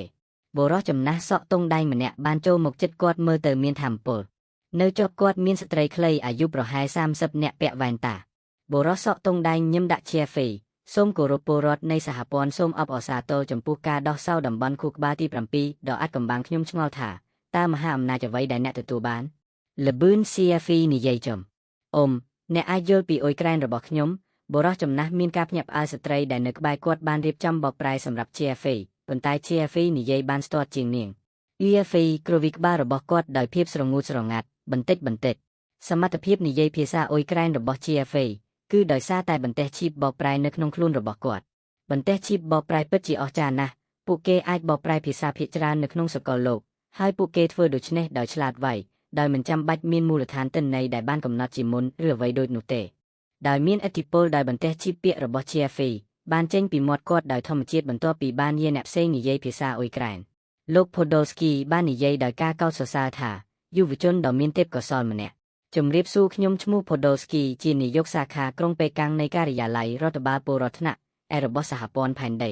អ្នកដែលអាចបើកតំបន់ខួរក្បាលទី7ត្រូវបានគេវាយតម្លៃខ្ពស់ដោយរដ្ឋាភិបាលសហព័ន្ធនាពេលបច្ចុប្បន្ននេះហើយជនជាតិអ៊ុយក្រែនដ៏ស្ទាត់ជំនាញរបស់ CFA បានធ្វើឲ្យ Podolsky នៅបរទេសមានអារម្មណ៍នៅផ្ទះ CFA បាននិយាយថាខ្ញុំឈ្មោះ CFA ហើយខ្ញុំជាជនជាតិចិន Podolsky ញឹមអ្នកគួរតែនិយាយថាអ្នកជាពលរដ្ឋនៃសហព័ន្ធផែនដី CFA ជូតក្បាលដោយទឹកមុខហាខ្ញុំធ្លាប់និយាយអ៊ីចឹងហើយខ្ញុំមិនអាចបដូរវាបានមួយរយៈអ្នកទាំងពីរបានដោះស្រាយពាក្យសម្ដីគ្នាយ៉ាងស្ទាត់ជំនាញរហូតដល់ស្ត្រីដែលមានមុខមាត់នៅក្បែរពួកគេត្រូវស្ដាប់យ៉ាងដិតដល់ជាញឹកញាប់ខំប្រឹងតាមទាន់ទឹកមុខរបស់នាងពោពេញទៅដោយការកោតសរសើរចំពោះ CFA អ្នកអាចនិយាយភាសាអ៊ុយក្រែនបានយ៉ាងល្អអ្នកដឹងទេអ៊ុយក្រែនជាភាសាដែលពិបាករៀនហើយវាមិនត្រូវបានគេនិយាយទូលំទូលាយទេខ្ញុំបានសិក្សាអស់រយៈពេលជាង1ទសវត្សរ៍ហើយទើបតែឈានដល់កម្រិតនេះតើ CFA អាចជាទេពកោសល្យខាងភាសាទេស្ត្រីដែលមើលមុខឆ្ងល់ព្រះជាម្ចាស់អើយល្បឿនជាមធ្យមគឺ23ម៉ែត្រក្នុង1វិនាទី ល្បឿនអតិបរមាគឺ27ម៉ែត្រក្នុង1វិនាទីដោយកាន់សัญลักษณ์ test នៅក្នុងដៃ Podolski បានលាន់មាត់ថា CFA អ្នកបានឈានដល់កម្រិតស្តង់ដារហើយអ្នកគឺជាមនុស្សចិត្តសាស្ត្រពន្លឺផ្កាយដំបូងវែងបៃនិងស្ត្រីដែលមានមុខមាត់ក៏បានបង្ហាញមុខមិនជឿដែរចិត្តវិទ្យាត្រូវបានបែងចែកទៅជាកម្រិតជាច្រើនចាប់ពីកម្រិតពន្លឺផ្កាយទាបបំផុតដល់កម្រិតតារានិកកម្រិតផ្កាយតំបន់និងសូម្បីតែកម្រិត Galaxy កម្រិតរបស់ Esper កាន់តែខ្ពស់ពួកគេទទួលបានការគោរពកាន់តែច្រើននៅក្នុងសកលលោកយ៉ាងណាមិញសកលលោកគឺជាកន្លែងដែលកម្លាំងគ្រប់គ្រងកំពូលកម្រិតនីមួយត្រូវបានបែងចែកបន្ថែមជា3កម្រិតផ្សេងគ្នាកម្រិតចាប់ផ្ដើមកម្រិតមធ្យមនិងកម្រិតខ្ពស់កម្រិតរបស់ GFA បានលើសកម្រិតចាប់ផ្ដើមនៃ Starlight រួចហើយគាត់មិនឆ្ងាយពីការឈានដល់កម្រិតមធ្យមនោះទេ CFA ឲ្យខ្ញុំសួរណាក់តើអ្នកបានបើកតំបន់ខួរក្បាលទី7របស់អ្នកវាតាមរយៈការបណ្ដុះធម្មជាតិ Podolski បានសួរវាគឺតាមរយៈការដាំដុះតាមបែបធម្មជាតិកាលពីម្សិលមិញឬយប់មិញត្រូវប្រាកដ CFA ចេតនាជៀសវាងការនិយាយអំពីសារធាតុរ៉ាវដែលបង្កើនប្រសិទ្ធភាពសែនវាមិនមែនថាគាត់ព្យាយាមលាក់បាំងដោយចេតនានោះទេប៉ុន្តែការលាតត្រដាងពីការជាប់គុករបស់គាត់នៅលើ Blue Ocean Star នឹងមានបញ្ហាច្រើនពេកហើយគាត់គិតថាវាជាការប្រសើរជាងក្នុងការជៀសវាងបញ្ហាដែលមិនចាំបាច់រន្ធត់មែនទែនមានមនុស្សតែ2-3នាក់ប៉ុណ្ណោះដែលអាចបើកតំបន់ខួរក្បាលទី7របស់ពួកគេតាមរយៈការបណ្ដុះហើយ CFA បានឈានដល់កម្រិតចាប់ផ្ដើមនៃ Starlight ក្នុងពេលតែមួយដែលគាត់បានធ្វើដូច្នេះគាត់គឺជាទេពកោសល្យពិតប្រាកដអ្នកត្រូវតែយល់ថាការបើកតំបន់ខួរក្បាលទី7និងការបណ្ដុះដល់កម្រិតពន្លឺផ្កាយគឺជាគំនិតពីរផ្សេងគ្នាទាំងស្រុងមនុស្សជាច្រើនបានបើកតំបន់ខួរក្បាលទី7របស់ពួកគេប៉ុន្តែមិនដែលឈានដល់កម្រិតនោះពេញមួយជីវិតរបស់ពួកគេ Podolski និង2អ្នកទៀតកំពុងសរសើរ CFA យ៉ាងខ្លាំងនៅពេលដែល CFA ស្រាប់តែនរណាម្នាក់សឹកថា Idiot គាត់បានក្រឡេកមើលជុំវិញក្រៅពី Podolski វែងបៃនិងស្ត្រីពាក់វ៉ែនតាគ្មាននរណាម្នាក់នៅទីនោះទេអ្នកណាជេរខ្ញុំ 4 Starlight Primary EFA កំពុងអង្គុយនៅជាន់ខាងលើនៃការិយាល័យរដ្ឋបាលប្រជាពលរដ្ឋថ្នាក់ Egles សហព័ន្ធផែនដីកំពុងផឹកកាហ្វេយ៉ាងរីករាយនេះគឺជាការិយាល័យរបស់នាយក Podolski ហើយ CFA កំពុងរងចាំការផ្ទៀងផ្ទាត់ពីទីស្នាក់ការរដ្ឋបាលនិងវិញ្ញាបនបត្រផ្ទាល់ខ្លួនរបស់គាត់គំនិតចង់ក្លាយជាពលរដ្ឋ Egles ដ៏គួរឲ្យគោរពនិងទទួលបានរង្វាន់$100,000សហព័ន្ធបានធ្វើឲ្យ CFA មានមោទនភាពបន្តិចលោក CFA ខ្ញុំសូមទោសដែលធ្វើឲ្យអ្នករងចាំ Podolski បានដើរយ៉ាងលឿននេះគឺជាលិខិតឆ្លងដែនសញ្ជាតិ Egles របស់អ្នកវាចែងថាកម្រិតរបស់អ្នកគឺ Starlight Primary ជាមួយវាអ្នកគឺជាពលរដ្ឋផ្លូវការដែលត្រូវបានទទួលស្គាល់ដោយ Universal Panamanian Alliance ហើយអាចធ្វើដំណើរទៅគ្រប់ជ្រុងនៃសកលលោក Podolski និយាយដោយដាក់លិខិតឆ្លងដែនពណ៌បៃតងនៅលើតាមការពិតមានភាពខុសប្លែកគ្នាយ៉ាងខ្លាំងរវាងមនុស្សដែលមានសមត្ថភាពពិសេសនិងពលរដ្ឋ Egles ធម្មតាទោះបីជាពលរដ្ឋ Egles ធម្មតាមានលុយគ្រប់គ្រាន់សម្រាប់ធ្វើដំណើរទៅកាន់ភពផ្សេងក៏ដោយក៏ពួកគេនឹងត្រូវងាកចេញចំណែកមនុស្សធម្មតាវិញអាចបំភ្លេចបានអ្វីអ្នកមិនទាន់បានបើកតំបន់ខួរក្បាលទី7របស់អ្នកទេមនុស្សក្រៅភពមានគ្រោះថ្នាក់ខ្លាំងណាស់អ្នកគួរតែត្រឡប់ទៅផ្ទះវិញលឿនជាង UEFA យកលិខិតឆ្លងដែនមកពិនិត្យរាជធានីមាសឯនៅលើវាលេចធ្លោយ៉ាងច្បាស់វាជានិមិត្តរូបនៃស្ថានភាព EFA សួរដោយអន្តេសាថានាយក Podolski ខ្ញុំចាំថាមានរង្វាន់ពិសេសសម្រាប់ពលរដ្ឋថ្នាក់ចំពោះគាត់រង្វាន់ជាសាច់ប្រាក់100,000គឺជាចំនួនដ៏ច្រើនសន្ធឹកសន្ធាប់ពេញមួយជីវិតរបស់គាត់ CFA មិនដែលឃើញផលបូក6ទេហេខ្ញុំសូមទោសប៉ុន្តែរង្វាន់ពិសេសគឺផ្ដល់ជូនសម្រាប់តែបេក្ខជន10,000នាក់ដំបូងប៉ុណ្ណោះអ្នកគឺជាអ្នក1000នាក់ដំបូងដូច្នេះ Podolski លើកដៃរបស់គាត់ហាក់ដូចជាអស់សង្ឃឹមអប្រែអើយ EFA ស្ទើរតែដួលសន្លប់នេះជាការខឹងសម្បាពេក10,000ដំបូងទទួលបានរង្វាន់ហើយគាត់គឺជា1000អ្នកដំបូង Podolski សម្លឹងមើល CFA ដោយខកចិត្តហើយនិយាយថាប៉ុន្តែយើងក៏មានរង្វាន់សម្រាប់ការឈានដល់កម្រិត Starlight ភ្នែករបស់ CFA ភ្លឺឡើងហើយគាត់បានស្ដាប់ការពន្យល់បន្ថែមរបស់ Podolski ដោយយកចិត្តទុកដាក់ប្រជាពលរដ្ឋ10,000អ្នកដំបូងដែលឈានដល់កម្រិត Starlight នឹងទទួលបានរង្វាន់ចំនួន$200,000សហព័ន្ធតើនៅក្នុងកណនីរបស់អ្នកមានចំនួនប៉ុន្មានខ្ញុំនឹងឲ្យនរណាម្នាក់ផ្ទេរវាទៅឲ្យអ្នកភ្លាម$200,000 CFA លាន់មាត់ដោយរីករាយនេះជាកាតធនាគាររបស់ខ្ញុំ EFA ទាញកាតដែលគាត់បានរៀបចំហើយប្រគល់វាទៅ Podolski មិនយូរប៉ុន្មានសំទល់នៅលើវាបានកើនឡើងពី0ទៅ200,000នាយក Podolski ផ្ទាល់បាននាំ CFA ចេញពីការិយាល័យបន្តការខិតខំយុវជនប្រសិនបើអ្នកអាចឈានដល់កម្រិតពន្លឺផ្កាយកម្រិតមធ្យមអ្នកនឹងទទួលបានរង្វាន់មួយទៀតនៅក្នុងសាលនេះអ្នកតំណាងមកពីសាជីវកម្មធំកំពុងរងចាំយ៉ាងអន្ទះសារវែងបែនបានរៀបចំបន្ទប់សន្និសីទមួយដូច្នេះ CFA អាចចរចាជាមួយពួកគេដោយមិនមានការរំខាននៅពេលថា CFA បានឈានដល់កម្រិត Primary Starlight ក្រុមហ៊ុនទាំងនេះបានរំភើបយ៉ាងខ្លាំងដោយផ្ដល់នូវកិច្ចសន្យាដ៏សប្បុរសកាន់តែខ្លាំងឡើង ខ្សែសូននៅលើកាតគឺវិលមុខសុភាពបុរសខ្ញុំនៅតែមិនយល់ថាហេតុអ្វីបានជាអ្នកចង់ឲ្យខ្ញុំធ្វើការឲ្យក្រុមហ៊ុនរបស់អ្នក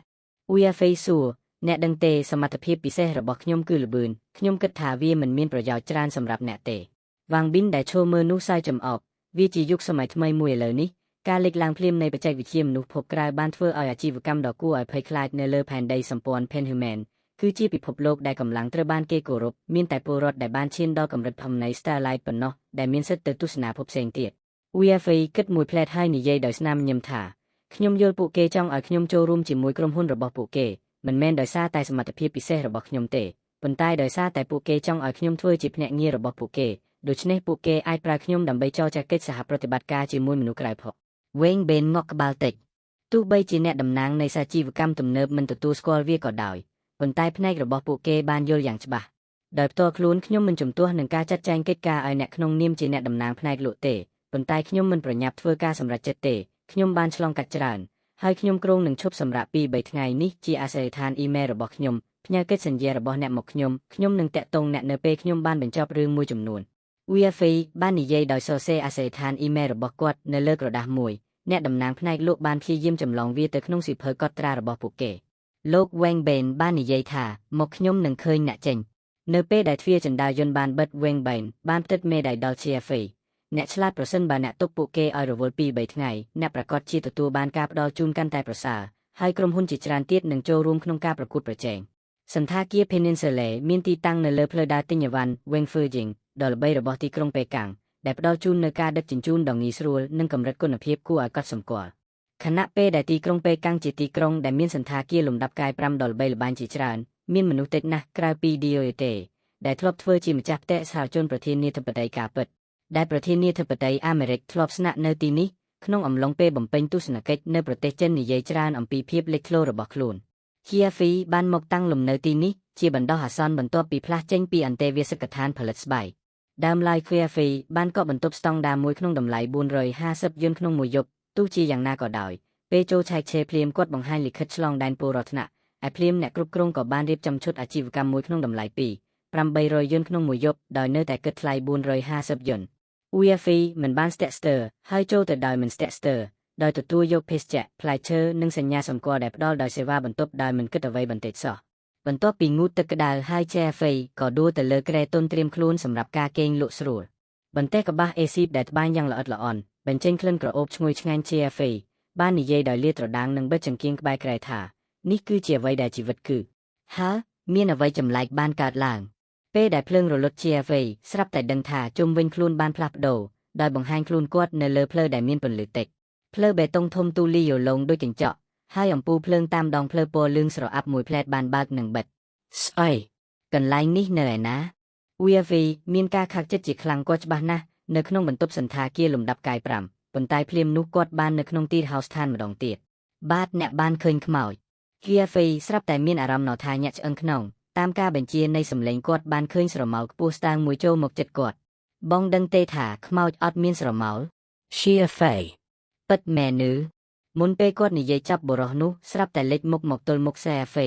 តែខ្ញុំជាខ្មោចមានស្រមោលបេះដូងរបស់ CFA រឹតខ្លាំងលឿនម្លេះមិនក៏គាត់មកទីនេះភាពច្របូកច្របល់របស់គាត់បានកើនឡើងប៉ុន្តែ CFA មិនបានបង្ហាញវាទេគាត់បានពិនិត្យបុរសនោះយ៉ាងយកចិត្តទុកដាក់គាត់មានកម្ពស់ប្រហែល 1.7 ម៉ែត្រនិងទម្ងន់មិនលើសពី100គីឡូក្រាមជើងរបស់គាត់ស្តើងដូចចង្កឹះពីរឈរត្រង់ពីក្រោមអាវរងាពណ៌ខ្មៅរបស់គាត់មាត់របស់គាត់ធំកោងចុះក្រោមបូមាត់ស្តើងភ្នែករបស់គាត់មានពណ៌ត្នោតគួរឲ្យខ្លាចរបាំងមុខខ្មៅគ្រប់ដណ្ដប់ថ្ងាសនិងច្រមុះរបស់គាត់តើអ្នកជានរណា CFA សួរហើយកន្លែងនេះជាអ្វីបុរសស្បែកខ្មៅបានឆ្លើយថាខ្ញុំជាខ្មោចហើយនេះជាគំនិតរបស់ខ្ញុំខ្មោចឃាតករដ៏អស្ចារ្យបាទខ្មោចដែលចាប់ខ្ញុំដាក់គុកនៅ Blue Ocean Star កន្លះខែបាទឃាតករខ្មោចដែលសំណាងបំផុតក្នុងសកលលោកមែនហើយបុរសសម្បុរខ្មៅធ្ងូយ៉ាងយូរដោយមិនឆ្លើយ CFA ធ្លាប់ស្គាល់អំពើរបស់ខ្មោចរឿងព្រេងនិទានថា Ghost បានសម្លាប់មនុស្សតែម្នាក់គត់ក្នុងជីវិតរបស់គាត់ហើយវាបានប្រែក្លាយទៅជាមនុស្សខុសជាលទ្ធផលគាត់ត្រូវបានចុះបញ្ជីជាក្រិតជនដែលចង់បានបំផុតក្នុងសកលលោកហើយតាមប្រមាញ់ពេញមួយជីវិតរបស់គាត់ខ្ញុំមិនជឿទេ CFA ក្រវីក្បាលបុរសស្បែកខ្មៅបានយកដៃទៅតាមខ្យល់ហើយបរិយាកាសជុំវិញស្រាប់តែប្រែប្រួល CFA បានបង្ហាញខ្លួននៅលើកំពូលភ្នំមួយដែលហ៊ុំព័ទ្ធដោយទីជ្រៅបំផុតហើយខ្យល់ត្រជាក់បានបក់បោកមកលើគាត់ ពេលនេះជាអ្វីបរោះស្បែកខ្មៅបានសួរម្ដងទៀតជាហ្វីស្រឡាំងកាំងអ្វីបានកើតឡើងភ្លាមធ្វើឲ្យគាត់គ្មានពេលគិតហាម៉េចបានយល់ច្រឡំខ្លួនឯងស្អីបរោះស្បែកខ្មៅហាក់ច្របូកច្របល់ជាហ្វីគិតមួយផ្លែតអាហារមានន័យល្អណាស់អូបរោះស្បែកខ្មៅងក់ក្បាលម្ដងហើយម្ដងទៀតនេះជាស្មារតីរបស់ខ្ញុំមានពាក្យចុងក្រោយខ្ញុំនឹងបង្ហាញអ្នកនៅអ្វីដែលអាក្រក់ជាងនេះពេលគាត់និយាយចាប់ជាហ្វីបានទៅដល់វាលខ្សាច់មួយផ្សេងទៀតវាលខ្សាច់កូបីត្រូវបានជ្រៀតជ្រែកដោយសត្វល្មូនដែលមានក្រញាំជើងរូបរាងដ៏ចម្លែកនិងធំរាប់មិនអស់ដូចជារត់គ្រោះពេលឃើញជាហ្វីសត្វល្អិតបានហើរមកលើគាត់ដោយភាពភិតភ័យចង្គំរបស់វាមាននាមប្រេះនិងមុតដៃមុតស្រួចរបស់ពួកគេធ្វើឲ្យមានការមើលឃើញដ៏គួរឲ្យភ័យខ្លាចមិនអីទេបែងចង់ខ្លាចជាខ្មោចចូលទៅកន្លែងធម្មតាជាងនេះទៅCFE និយាយដោយទប់ការភ័យខ្លាចរបស់គេពន្លឺនិងស្រមោលមួយទៀតហើយ CFE ស្ថិតនៅលើឆ្នេរខ្សាច់ទន់នៅក្រោមជើងរបស់គាត់រលកលមាពីចម្ងាយតើសត្វល្អិតទាំងនោះជាអ្វីលើនេះ CFE សួរដោយភាពភ័យខ្លាចទាំងនោះគឺជាស្ត្រូវនៃសម្ព័ន្ធ Penman Serg ហេតុអីក៏នាំខ្ញុំមកទីនេះទី1នេះគ្រាន់តែជាអាណាចក្រស្រមើស្រមៃហើយមិនមានទេទី2ខ្ញុំបានសង្គ្រោះណាស់បរោះស្លៀកពាក់ខ្មៅនិយាយយ៉ាងយកចិត្តទុកដាក់អ្នកបានសង្គ្រោះខ្ញុំមែនហើយតើអ្នកចាំថាបានលេបថ្នាំសេនអ៊ីត្រូមសេនពីយប់មិញហើយដួលសន្លប់ទេជាហ្វីក្រវីក្បាលវាហាក់ដូចជាអ៊ីចឹងប៉ុន្តែតើវាមានបញ្ហាអ្វីចំពោះអ្នកបរោះស្បែកខ្មៅញឹមបន្តិចសារធាតុរ៉ាបង្កើនប្រសិទ្ធភាពសែននោះមានថាមពលខ្លាំងមិនគួរឲ្យជឿរាងកាយរបស់អ្នកមិនអាចទប់ទល់នឹងផលប៉ះពាល់ដ៏ធំធេងបានទេហើយអ្នកស្ទើរតែស្លាប់សំណាងល្អដែលអ្នកបានធ្លាក់ចូលទៅក្នុងទឹកហើយបានបទញ្ញាណ6របស់អ្នកដែលមានជំនួយពីខ្ញុំអ្នកអាចរួចផុតពីគ្រោះថ្នាក់បើនោះជាអ្វីដែលឯងនិយាយមែនហេតុអ្វីបានជាអ្នកជួយខ្ញុំជាហ្វីនៅតែមិនជឿតតែសោះតើអ្នកជឿខ្ញុំទេនៅពេលដែលខ្ញុំនិយាយថាវាជាការជំរុញនៃពេលបច្ចុប្បន្ននេះវាហ្វីងក់ក្បាលប្រកបណាស់អ្នកបាននិយាយថាវាជាខ្មោចហើយ Ghost គឺជាឃាតករដែលជាឃាតករដ៏អស្ចារ្យដែលសកលលោកទាំងមូលចង់បានអ្វីដែលសំខាន់បំផុតសម្រាប់ឃាតករគឺកម្លាំងផ្លូវចិត្តតើឃាតករដ៏អស្ចារ្យអាចធ្វើសកម្មភាពដោយកម្លាំងចិត្តដោយរបៀបណាបរោះស្បែកខ្មៅដេកលើឆ្នេរគិតយ៉ាងជ្រៅតាមពិតទៅខ្ញុំមិនមែនជាឃាតករដែលមានសមត្ថភាពទេបើមិនដូច្នេះទេខ្ញុំនឹងមិនបញ្ចប់រឿងបែបនេះដោយការសម្លាប់មនុស្សខុសនោះទេ CFE អង្គុយមិនឆ្ងាយពីគាត់ហើយឈោងទៅចាប់ខ្សាច់មួយក្តាប់ទោះបីជានេះជាគំនិតរបស់គាត់ក៏ដោយក៏ខ្សាច់មានអារម្មណ៍ពិតនៅក្នុងដៃរបស់គាត់ជាមួយនឹងវានភាពពិតប្រាកដដែល CFE អាចមានអារម្មណ៍ថាសើមតើអ្នកសម្លាប់អ្នកណាដែលសំខាន់ណាស់ដែលអ្នកចង់បានដោយសកលលោក UFE បានជឿបន្តិចម្ដងថាបរិះនេះជាខ្មោចមនុស្សធម្មតាមិនអាចលាក់បាំងបានទេដូច្នេះតើអ្នកណានឹងដាក់ដីកាលើខ្លួនឯងវាជាការប្រសើរជាងដែលអ្នកមិនដឹងរឿងនេះខ្មោចបានយកថ្មតូចមួយបោះទៅក្នុងសមុទ្រមហាសមុទ្រអ្នកធំណាស់មេឃខៀវណាស់មេឃនិងសមុទ្រអ្នកតែងតែមានសន្តិភាពឈប់ EFE គ្របបាត់រជាករបស់គាត់ដោយដៃទាំងពីរស្អីនឹងខ្មោចនិយាយទាំងព្រិចភ្នែកបាវាមិនគ្រាន់តែជារឿងមិនសប្បាយចិត្តនោះទេវាជាពាក្យចេ EFE និយាយដោយត្រង់ការស្ដាប់រឿងបែបនេះគឺជាការធ្វើទារុណកម្មផ្លូវចិត្តដ៏បរិសុទ្ធខ្មោចនិយាយដោយមោទនភាពថាខ្ញុំជាឃាតករហើយខ្ញុំក៏ជាវីអ៊ុញ CFE មិនចេះនិយាយបន្ទាប់មកខ្ញុំណែនាំអ្នកឲ្យប្រកាន់ខ្ជាប់ជាឃាតករខ្មោចមិនជឿចៅហ្វាយរបស់ខ្ញុំតែងតែនិយាយថាខ្ញុំមានទេពកោសល្យជាវីជាងឃាតករចៅហ្វាយរបស់អ្នកកុហកណាស់រំពេចនោះពន្លឺដ៏សាហាវខូខើបានគ្រប់ដណ្ដប់ពិភពលោកដោយជ្រាបចូលទៅក្នុងស្បែករបស់ CFE និងចូលទៅក្នុងឆ្អឹងរបស់គាត់ខ្មោចបាននិយាយដោយត្រជាក់ថាចៅហ្វាយរបស់ខ្ញុំមិនដែលកុហកទេគាត់ហាក់ដូចជាបានផ្លាស់ប្ដូរភ្លាមខ្មោចដែលមើងងាយខ្លួនឯងនឹងលេងសើចពីដើមបានបាត់ទៅហើយជំនួសដោយសត្វដែលត្រៀមនឹងវា CFE មិនអាចជួយអ្វីបានទេក្នុងការញាប់ញ័រគាត់មិននឹកស្មានថា Ghost Shadow ធ្ងន់ធ្ងរខ្លាំងពេលពិភាក្សាជាមួយម្ចាស់របស់គាត់ទេខ្ញុំយកវាមកវិញ CFE និយាយដោយអស់សង្ឃឹមគាត់មិនចង់ខឹងនឹងអ ுக ្រិតជនដែលគេចង់បានបំផុតក្នុងសកលលោកជុំវិញរឿងកំ pl ែងខ្យល់អាកាសធាតុបានរលីបាត់ភ្លាមហើយស្រមោលខ្មោចក៏សាយភាពរហ័សរហួននៃការផ្លាស់ប្ដូរអាបើកិរិយារបស់គាត់គឺគួរឲ្យភ្ញាក់ផ្អើលឯងទទួលស្គាល់ថាកំណាព្យរបស់ខ្ញុំលេងសើចឬ UFE ងក់ក្បាលវាគឺជាការលេងសើចស្ដាប់រឿងនេះម្ដងទៀត Ghost Shadow ក្រោកឈរឡើងដោយរំភើបចង្អុលដៃទៅសមុទ្រឆ្ងាយដោយស្ទាបខ្យល់អាកាសរបស់យុវវ័យសិល្បៈអូសមុទ្រអ្នកមានត្រីច្រើនណាស់អូត្រីអ្នកឆ្ងាញ់ណាស់ស្បែករបស់ CFE ផ្ទុះឡើងដោយព្រឺព្រួយបន្ទាប់ពីបានយាកំណាព្យមិនធ្លាប់មានពីមុនមកហើយគាត់ប្រាថ្នាចង់ហែកត្រចៀកគាត់អាប់សុក CFE តែដៃនោះគឺជាការច្របូកច្របល់ណាស់ពិតមែនឬស្រមោលខ្មោចបានសួរ CFE បានលើកមេដៃហើយនិយាយដោយព្យាបាទថាពិតណាស់អ្នកគឺជាមនុស្សល្ងល្ងើបំផុតក្នុងសកលលោកខ្មោចនោះភ្ញាក់ឡើងភ្លាមបន្ទាប់ពីបានយាពាក្យសរសើររបស់ CFE គាត់ដាក់ដៃលើចង្កេះហើយប្រឈមមុខនឹងព្រះអាទិត្យលិចខ្ញុំមានអារម្មណ៍កំណាព្យថ្ងៃនេះខ្ញុំពិតជាមានការបំផុសគំនិតខ្ញុំបានសម្រេចចិត្តសរសេរកំណាព្យមួយផ្សេងទៀតទេ CFE និយាយយ៉ាងប្រញាប់ការបំផុសគំនិតត្រូវប្រើតិចពេលវាប្រើអស់វានឹងបាត់ទៅហើយខ្មោចបានឆ្ងល់អញ្ចឹងឬ CFE រអ៊ូតិចថាសម្រាប់មនុស្សមួយចំនួនវាគឺចុះរឿងនេះ CFE ក្រវីភ្នែកហើយនិយាយថាខ្ញុំនឹងអានកំណាព្យមួយឲ្យណា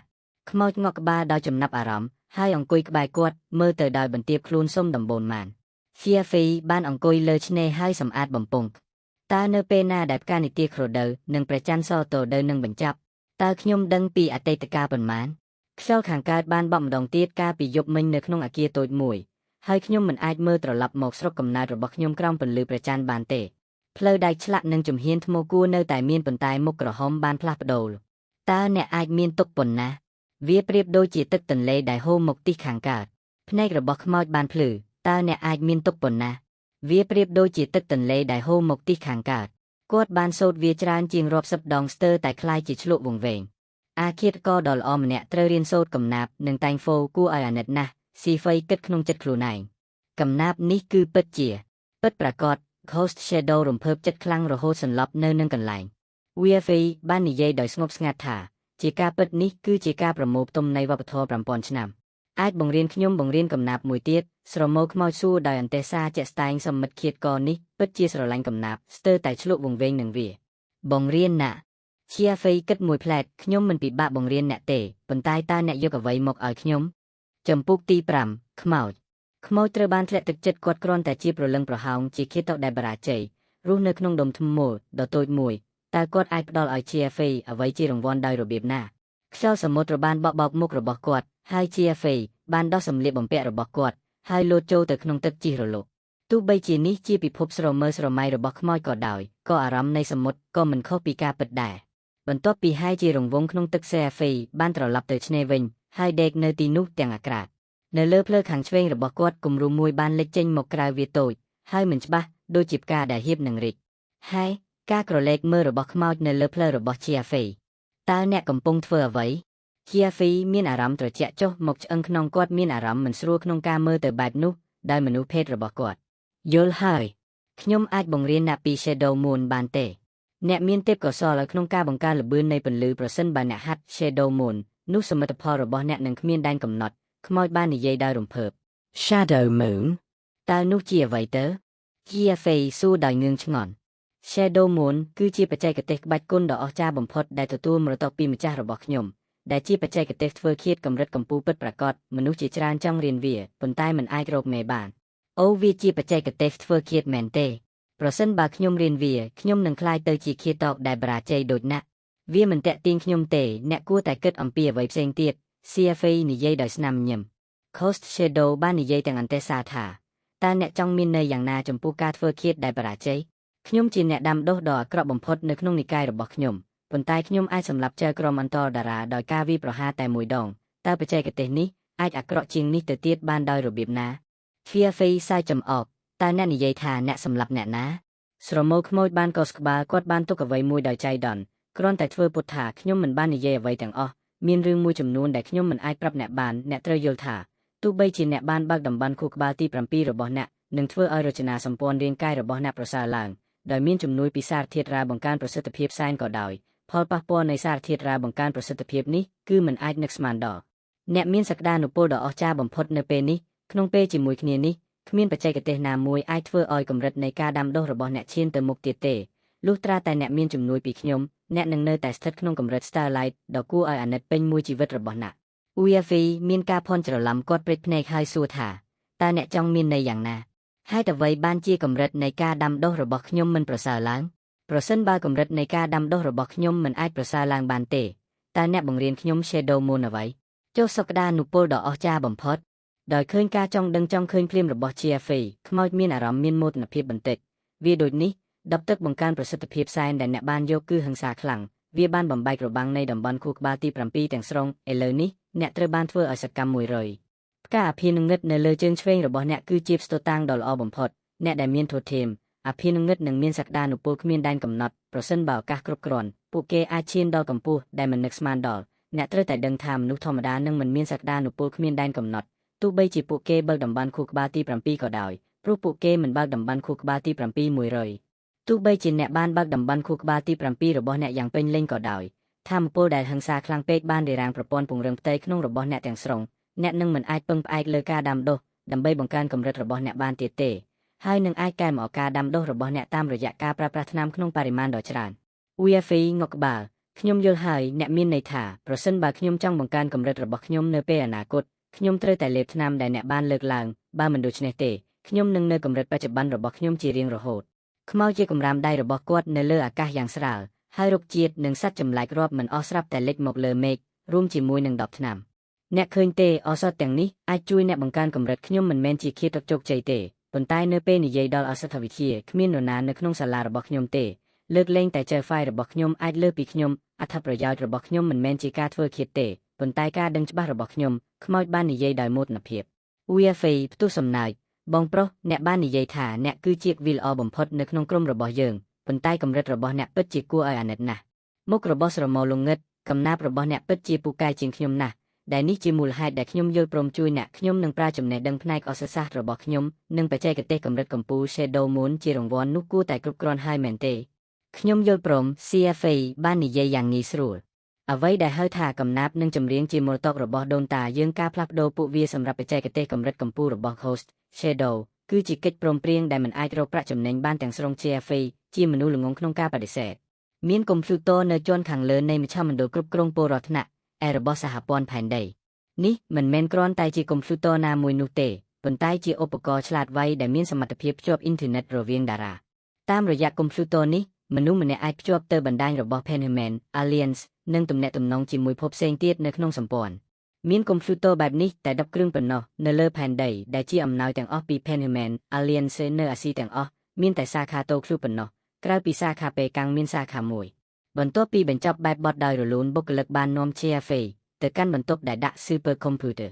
កុំព្យូទ័រនេះត្រូវបានដាក់ក្នុងបន្ទប់បិទជិតដោយទ្វារដែកធ្ងន់គ្មានសូម្បីបង្អួចលោកម្ចាស់អ្នកអាចប្រើវាឥឡូវនេះកុំព្យូទ័រនេះគិតថ្លៃក្នុង1ម៉ោង$10,000សហព័ន្ធក្នុង1ម៉ោងតើអ្នកមានគម្រោងប្រើវារយៈពេលប៉ុន្មានបុគ្គលិកសួរដោយស្នាមញញឹម VFA មានអារម្មណ៍ឈឺចាប់$10,000ក្នុង1ម៉ោងនោះច្រើនល្មមនឹងជួយគាត់បានកន្លះឆ្នាំកន្លងមក2ម៉ោង CFA បាននិយាយបន្ទាប់ពីគិតមួយផ្លែតបុគ្គលិកបានបើកកុំព្យូទ័រចេញពីបន្ទប់ដោយបន្សល់ទុកនៅភាពស្ងៀមស្ងាត់កុំព្យូទ័រនេះមិនមែនសម្រាប់មនុស្សធម្មតាប្រើនោះទេមានតែពលរដ្ឋថ្នាក់ឯនៃសហព័ន្ធប៉ុណ្ណោះដែលមានសិទ្ធិទទួលបានia ទើបតែបានចូលរួមជាមួយសម្ព័ន្ធ Penhuman Alliance ហើយពលរដ្ឋថ្នាក់ឯមានចំនួនតិចនិងឆ្ងាយម៉ាស៊ីនទាំង10នេះអង្គុយទំនេរភាគច្រើនម៉ាស៊ីននេះមានរាងការ៉េភ្លឺចែងចាំងដោយពណ៌ប្រាក់ដ៏ភ្លឺចែងចាំងបន្ទាប់ពីវាបើកដំណើរការអេក្រង់មួយបានលេចចេញមកហើយនារីវ័យក្មេងម្នាក់បានប្រកាសជាសំឡេងមេកានិកថាកុំព្យូទ័រឆ្លាតវៃ Alpha 379ត្រូវបានធ្វើឲ្យសកម្មការភ្ជាប់គឺធម្មតាសូមផ្ដល់ការណែនាំនាងបាននិយាយជាភាសា Charlotte ដែលជាភាសាស្គាល់នៃសកលលោកផែនដីនៅក្មេងនៅឡើយហើយមានតែមនុស្សមួយចំនួនតូចប៉ុណ្ណោះដែលស្គាល់ភាសាបរទេសនេះជាហេតុផលចម្បងសម្រាប់ការប្រើប្រាស់កុំព្យូទ័រទាបជាការពិតណាស់ GFA ដែលបានដំឡើងបន្ទះឈីបបកប្រែឆ្លាតវៃនោះមិនមានបញ្ហាអ្វីទាំងអស់ VFA បាននិយាយថាការភ្ជាប់ទៅអ៊ីនធឺណិតរវាងផ្កាយស្ត្រីត្រជាក់បាននិយាយថាបាទសូមរងចាំអេក្រង់បានបញ្ចេញពន្លឺដែលបង្ហាញពីការបង្ហាញដ៏ស្មុគស្មាញនៃអត្ថបទសំឡេងអក្សរនិងរូបភាពបានធ្វើឲ្យ CFA ងឿងឆ្ងល់ដោយធ្វើឲ្យគាត់មានអារម្មណ៍ខ្ទក់ក្ដួលគាត់មានអារម្មណ៍ឈឺក្បាលបន្តិចខណៈពេលដែលនេះគឺជាបច្ចេកវិទ្យារបស់ជនបរទេសវាមានភាពរញ៉េរញ៉ៃនិងមិនគួរទុកចិត្តដែលសូម្បីតែអ្នកដែលមានភ្នែកខ្សោយក៏អាចបង្កើតវាចេញបានដែរខ្មោចបាននិយាយថាអ្នកនឹងស៊ាំនឹងវានៅពេលដែលអ្នកមានលុយគ្រប់គ្រាន់អ្នកអាចទិញកាសស្ដាប់ការពិតនិមិត្តបានបន្ទាប់មកអ្នកនឹងមានអារម្មណ៍ថាអ្នកនៅទីនោះសម្រាប់ពេលនេះយើងនឹងត្រូវធ្វើជាមួយប្រព័ន្ធបង្ហាញដ៏សាមញ្ញនេះមុខនិមិត្តស្ដាប់ទៅគួរឲ្យចាប់អារម្មណ៍តើមួយតម្លៃប៉ុន្មាន CFA ស្រមោលខ្មោចសាយចំអកវាមិនថ្លៃទេតាមពិតប្រសិនបើអ្នកមានលុយអ្នកអាចដំឡើងកុំព្យូទ័រឆ្លាតវៃបានម៉ាស៊ីននេះស្ថិតនៅក្នុងរបៀបមូលដ្ឋាននៅលើនេះហើយអាចចូលប្រើបណ្ដាញនៃផ្កាយដែលនៅជិតបំផុតប៉ុណ្ណោះមានវាផ្កាយរាប់មិនអស់នៅក្នុងសកលលោកប្រសិនបើអ្នកចង់បានទិដ្ឋភាពដ៏ទូលំទូលាយនិងការប្រើប្រាស់ពេញលេញនៃមុខងារទាំងអស់របស់កុំព្យូទ័រឆ្លាតវៃវានឹងត្រូវចំណាយប្រាក់យ៉ាងច្រើន C5 ក្រវីក្បាល Ghost Shadow តើអ្នកពិតជាអាចរកលុយតាមវិធីរបស់អ្នកបានទេថ្លៃប្រើប្រាស់នៅទីនេះមិនថោកទេខ្ញុំមានលុយតិចតួចនេះសម្រាប់ខ្ញុំដែលនឹងមិនចំណាយលើការធ្វើដំណើរច្រើននោះទេស្រមោលខ្មោចងក់ក្បាលយ៉ាងខ្លាំងពិតហើយកំណាព្យរបស់អ្នកពិតជានឹងធ្វើឲ្យអ្នកចូលចិត្តកំណាព្យឈួតនិយាយឲ្យត្រង់ទៅខ្ញុំបាននៅក្នុងពិភពកំណាព្យអស់ជាច្រើនទសវត្សរ៍មកហើយខ្ញុំមិនដែលឯកំណាព្យគួរឲ្យអស់សំណើចបែបនេះពីមុនមកទេចំពុកទី6ការដាំដុះដំបូងមានអ្នកចូលចិត្តកំណាព្យជាច្រើននៅក្នុងសកលលោកហើយវេទិកាកំណាព្យគឺជាកន្លែងដែលពួកគេប្រមូលផ្តុំដោយធម្មជាតិវាផ្កាយដែលផែនដីរស់នៅត្រូវបានគេហៅថាវាផ្កាយ Endero ហើយផ្កាយសមុទ្រ Q ដែល CFA បានទស្សនាក៏ស្ថិតនៅក្នុងវាលនេះដែរបន្ទាប់ពីបើកមើលវេទិកាកំណាព្យ CFA ស្រឡាំងកាំងកគម្ពីរដែលសរសេរដោយមនុស្សក្រៅភពទាំងនេះ គឺដូចគ្នាបេះបិទនឹងវិញ្ញាណវាមិនអាចហៅថា Dogerel ទេប៉ុន្តែមានមនុស្សជាច្រើនបានឆ្លុះវង្វេងនឹងពួកគេមនុស្សម្នាក់ឆ្ងល់ថាតើអាយធម៌មនុស្សភពក្រៅទាំងនេះជាមួយនឹងបទពិសោធន៍រាប់ពាន់ឆ្នាំរបស់ពួកគេបាននឹងកំពុងសិក្សាអ្វីខ្លះដែលទុកឲ្យពួកគេនៅពីក្រោយការស្រាវជ្រាវកំណាព្យដោយធ្វើតាមការណែនាំរបស់ Ghost លោក JFE បានចុះឈ្មោះកន្នីដំបូងជាមួយធនាគារ Endero Interstellar ការបើកកន្នីធនាគារអន្តរតារាគឺមិនគិតថ្លៃទេប៉ុន្តែអ្នកដាក់ពាក្យត្រូវតែមានស្មារតីនិងយ៉ាងហោចណាស់កម្រិតផ្កាយលេខលិខិតឆ្លងដែនរបស់ JFE ត្រូវបានចុះឈ្មោះរួចហើយនៅក្នុងមូលដ្ឋានទិន្នន័យ Penhuman Alliance ដែលធ្វើឲ្យគាត់ក្លាយជាអត្តសញ្ញាណដែលត្រូវបានទទួលស្គាល់ទូទាំងសម្ព័ន្ធប្រឆាំងមនុស្សដូច្នេះ CFE ទទួលបានកន្នីអន្តរតារាយ៉ាងងាយស្រួលដោយគ្មានបញ្ហាច្រើនជាមួយនឹងកន្នីមួយជំហានបន្ទាប់គឺបបផ្សាយកំណាព្យរបស់គាត់ហើយលក់វាទៅអ្នកដែលចូលចិត្តគេហទំព័រដែលចូលចិត្តកំណាព្យ Endero មានប្រព័ន្ធពាណិជ្ជកម្មស្វ័យប្រវត្តិអ្នកនិពន្ធគ្រាន់តែបង្ហោះស្នាដៃរបស់ពួកគេហើយអ្នកគាំទ្រដែលយល់ថាពួកគេតាក់ទាញអាចទិញវាជាមួយ Star Coins ប្រព័ន្ធពាណិជ្ជកម្មនេះគឺស្រដៀងទៅនឹងគេហទំព័រអក្សរសិល្ប៍ The Piratian ដ៏ពេញនិយមរបស់ផែនដីដែលអ្នកនិពន្ធបង្ហោះកំណាព្យពាក់កណ្ដាលហើយលក់ពាក់កណ្ដាលទៀតដោយគិតថ្លៃវាពិតជាឈឺចាប់ណាស់ក្នុងការឃើញតែពាក់កណ្ដាលនៃកំណាព្យពេញលេញប៉ុន្តែអ្នកអានដែលយល់ថាវាតាក់ទាញនឹងទិញពាក់កណ្ដាលទៀតដោយសង្ឃឹមថានឹងប្រមូលស្នាដៃពេញលេញយោងតាមច្បាប់ការពារកម្មសិទ្ធិបញ្ញារបស់ Penhuman Alliance ប្រសិនបើអ្នកនិពន្ធដើមបានស្លាប់ការងាររបស់ពួកគេមិនត្រូវបានការពារទៀតទេដូច្នេះការលក់កំណាព្យបុរាណរបស់ JFE គឺស្របច្បាប់និងសមហេតុផលកម្រិតអរិយធម៌របស់សហព័ន្ធផែនដីគឺទាបណាស់ហើយមានទំនិញតិចតួចណាស់ដែលអាចរកបានសម្រាប់ពាណិជ្ជកម្មលោហធាតុនិងគីមីដ៏មានតម្លៃនៅក្នុងក្រសែភ្នែករបស់មនុស្សក្រៅភពគឺអាក្រក់ជាងសម្រាមទៅទៀតគំនិតនៃការពឹងផ្អែកលើធនធានដែលមានស្រាប់របស់សហព័ន្ធសម្រាប់ពាណិជ្ជកម្មគឺសាមញ្ញមិនប្រាកដប្រជារដ្ឋាភិបាលសហព័ន្ធគឺអស់សង្ឃឹមបើគ្មាន Star Coins វាមិនអាចធ្វើពាណិជ្ជកម្មជាមួយអរិយធម៌ផ្សេងទៀតបានទេដើម្បីទទួលបានបច្ចេកវិទ្យាកម្រិតខ្ពស់វាពឹងផ្អែកលើការឧបត្ថម្ភទុនប្រចាំឆ្នាំតិចតួចពី Penhuman Alliance ជាអកុសលការឧបត្ថម្ភទុនទាំងនេះគឺជាការធ្លាក់ចុះនៅក្នុងធុងទឹកហើយគ្រាន់តែមិនគ្រប់គ្រាន់ EFE បានប្រើវិធីផ្សេងមួយគឺលក់វប្បធម៌ផែនដីដើម្បីចំណេញយុទ្ធសាស្ត្រនេះសូម្បីតែរដ្ឋាភិបាលសហព័ន្ធក៏មិនបានគិតទុកជាមុនដែរគាត់បានបញ្ចូលកំណាព្យចំនួន13ជាប់គ្នាដោយពាក់កណ្ដាលដោយឥតគិតថ្លៃហើយពាក់កណ្ដាលទៀតបានបង់ដោយកំណត់តម្លៃនៅកាប់ផ្កាយមួយខ្មោចដកដង្ហើមធំថាកាប់ផ្កាយមួយទាបពេកហើយ EFE មិនអើពើនឹងគាត់តម្លៃនេះពិតជាមិនទាបទេនៅក្នុងសហព័ន្ធផែនដីជាមួយនឹងទុនបម្រុងប្តូរប្រាក់បរទេសដ៏កម្ររបស់ខ្លួនសូម្បីតែការផ្លាស់ប្តូរកាប់ផ្កាយមួយសម្រាប់$10,000សហព័ន្ធនឹងក្លាយជាតម្លៃដ៏សំខាន់មួយយ៉ាងណាមិញទុនបម្រុងរូបិយប័ណ្ណរបស់សហព័ន្ធមានកម្រិតហើយការខ្វះខាតបានធ្វើឲ្យអ្វីមានតម្លៃនៅម៉ោង1:59នាទី CFE បានបិទកុំព្យូទ័ររបស់គាត់ហើយបានចេញពីបន្ទប់ដោយដកកាតឥន្ទានចេញដើម្បីទូទាត់ថ្លៃអ៊ីនធឺណិត EFE គិតយ៉ាងជូរចត់ថានេះប្រហែលជាហាងអ៊ីនធឺណិតថ្លៃបំផុតនៅលើផែនដីនៅព្រឹកបន្ទាប់ JFE បានខ្ចប់កាបូបរបស់គាត់ហើយធ្វើដំណើរទៅកាន់ Western Hills នៃទីក្រុងប៉េកាំងដោយដែលខ្មោចបានណែនាំការអនុវត្ត Shadow Moon តម្រូវឲ្យមានធម្មជាតិស្ងប់ស្ងាត់ដូច្នេះ JFE បានជ្រើសរើសទីតាំងដែលស្ងប់ស្ងាត់ជ្រលងភ្នំទាំងពីរត្រូវបានបោះបង់ចោលពោពេញទៅដោយសត្វស្លាបនិងផ្កាក្រអូបទឹកហូរកាត់ជ្រលងភ្នំដែលធ្វើឲ្យវាក្លាយជាកន្លែងដ៏ល្អឥតខ្ចោះសម្រាប់ការដើរលេងកម្សាន្ត EFE បាននិយាយថាកន្លែងនេះដាច់ស្រយាលពេកហេតុអ្វីបានជាអ្នកមិនអនុវត្តក្នុងស្មារតីរបស់អ្នកកន្លែងដែលអ្នកបង្កើតគឺល្អដូចកន្លែងនេះ CFE បាននិយាយថាខ្មោចញ័រក្បាលម្ដងហើយម្ដងទៀតខ្មោចបានបញ្យល់ថាលំហនោះគឺជាលំហស្រមើស្រមៃឥទ្ធិពលគឺទាបជាងនេះឆ្ងាយណាស់អ្នកទើបតែចាប់ផ្ដើមការអនុវត្តរបស់អ្នកដោយចាក់គ្រឹះវាជាពេលវេលាដ៏សំខាន់សម្រាប់អ្នកក្នុងការជ្រើសរើសលំហពិត CFE មិនបាននិយាយអ្វីទាំងអស់ក្នុងនាមជាមនុស្សមូលដ្ឋានធម្មតាគាត់មិនត្រូវធ្វើពុតដូច្នេះទេដោយដាក់កាបូបស្ពាយរបស់គាត់ចុះ CFE បានរកឃើញថ្មខៀវដ៏ធំមួយនៅមាត់អូរហើយអង្គុយលើជើងគុំឆ្លងកាត់ជើងរបស់អ្នកអង្គុយឲ្យកាន់តែធម្មជាតិជាជំនាញដ៏សំខាន់បំផុតក្នុងការធ្វើឃាតអ្នកត្រូវជ្រមុជខ្លួនអ្នកនៅក្នុងបរិស្ថានឲ្យបានពេញលេញคล้ายជាមនុស្សតែមួយជាមួយនឹងថ្មនិងស្មើជុំវិញសម្រាប់បាននូវភាពចម្រុះនៃមនុស្សនិងធម្មជាតិនេះមានសារៈសំខាន់ណាស់ការធ្វើឃាតគឺអំពីការចាប់យកស្រូវដោយការភ្ញាក់ផ្អើលកម្រិតទាបនិងការវាយលុកដ៏សាហាវ EFE គ្រាន់តែដេកលើថ្មខៀវវាជារដូវកាលរីកហើយជ្រលងភ្នំនៅតែត្រជាក់ភាពត្រជាក់បានជ្រាបចូលទៅក្នុងស្បែករបស់ JFE កុំខ្លាចភាពត្រជាក់វាគ្រាន់តែជាអារម្មណ៍ប៉ុណ្ណោះភ្លេចថាអ្នកជានរណាបំភ្លេចអ្វីទាំងអស់គ្រប់គ្រងដង្ហើមរបស់អ្នកតាមវិធីសាស្ត្រផ្លូវចិត្តដែលខ្ញុំបានបង្រៀនអ្នកពេលអ្នកសម្រេចបានភាពមិនគិតតែពីខ្លួនឯងអ្នកនឹងលែងបែងចែករវាងត្រជាក់និងកម្ដៅ EFE សម្រួលដង្ហើមដោយខ្មោចបានណែនាំចរន្តដែលមិនអាចពិពណ៌នាបាននៅក្នុងគាត់បានចាប់ផ្ដើមហូរយឺតតាមរយៈ meridians របស់គាត់បន្តិចម្ដងសំឡេងជុំវិញគាត់កាន់តែច្បាស់ស្លឹកឈើច្រេះក្នុងខ្យល់សំឡេងទឹកហូរសំឡេងសត្វចាបសូម្បីតែសំឡេងត្រីចិញ្ចឹមរាងកាយរបស់គាត់មានអារម្មណ៍ថាស្រាលនិងមានខ្យល់ដូចស្លឹកឈើដែលធ្លាក់ចុះមកក្នុងខ្យល់ ភាពកក់ក្ដៅនៅក្នុងខ្លួនរបស់ CFA នៅតែមិនអាចគ្រប់គ្រងបានដូចជាហ្វូងសត្វមេអំបិលដ៏ឆ្លាតវៃនៅពេលដែល CFA ព្យាយាមប្រមូលផ្តុំពួកគេកាន់តែច្រើនពួកគេកាន់តែគេចពីគាត់ដោយទន់ភ្លន់កុំព្យាយាមគ្រប់គ្រងពួកគេឥឡូវនេះមិនមែនជាពេលវេលាទេធ្វើតាមការដឹកនាំរបស់ពួកគេទោះពួកគេទៅទីណាក៏ដោយចូលធ្វើតាមពួកគេខ្មោចបានរំលាយ CFA នៅពេលដ៏ល្អឥតខ្ចោះ VFA ធ្វើតាមការណែនាំរបស់ខ្មោចដូចជាលបែងមួយកម្លាំងដែលមិនអាចពន្យល់បាននៅក្នុងខ្លួនគាត់បន្តិចម្ដងបានស្គាល់ CFA ហើយចាប់ផ្ដើមស្វែងរកក្រុមហ៊ុនរបស់គាត់យ៉ាងសកម្មលែងប្រឆាំងគាត់ដូចពីមុនទៀតហើយពេលវេលាកន្លងផុតទៅ CFA បានធ្លាក់ចូលក្នុងស្ថានភាពស្រឡាំងកាំងអំណាចខាងក្នុងនៅក្នុងខ្លួនគាត់និងសម្លេងដ៏ច្របូកច្របល់នៅជុំវិញគាត់ធ្វើឲ្យគាត់ភ្ញាក់ផ្អើលធ្មមួយស្លឹកហាក់ដូចជានិយាយវាជាអារម្មណ៍ចម្លែកមួយ CFA មិនធ្លាប់មានទំនាក់ទំនងជិតស្និទ្ធនឹងធម្មជាតិបែបនេះពីមុនមកទេមិនអីទេត្រឡប់មកវិញសម្លេងខ្មោចបានបន្លឺឡើងក្នុងចិត្តរបស់ CFA គាត់បើកភ្នែកដោយស្ទាក់ស្ទើរ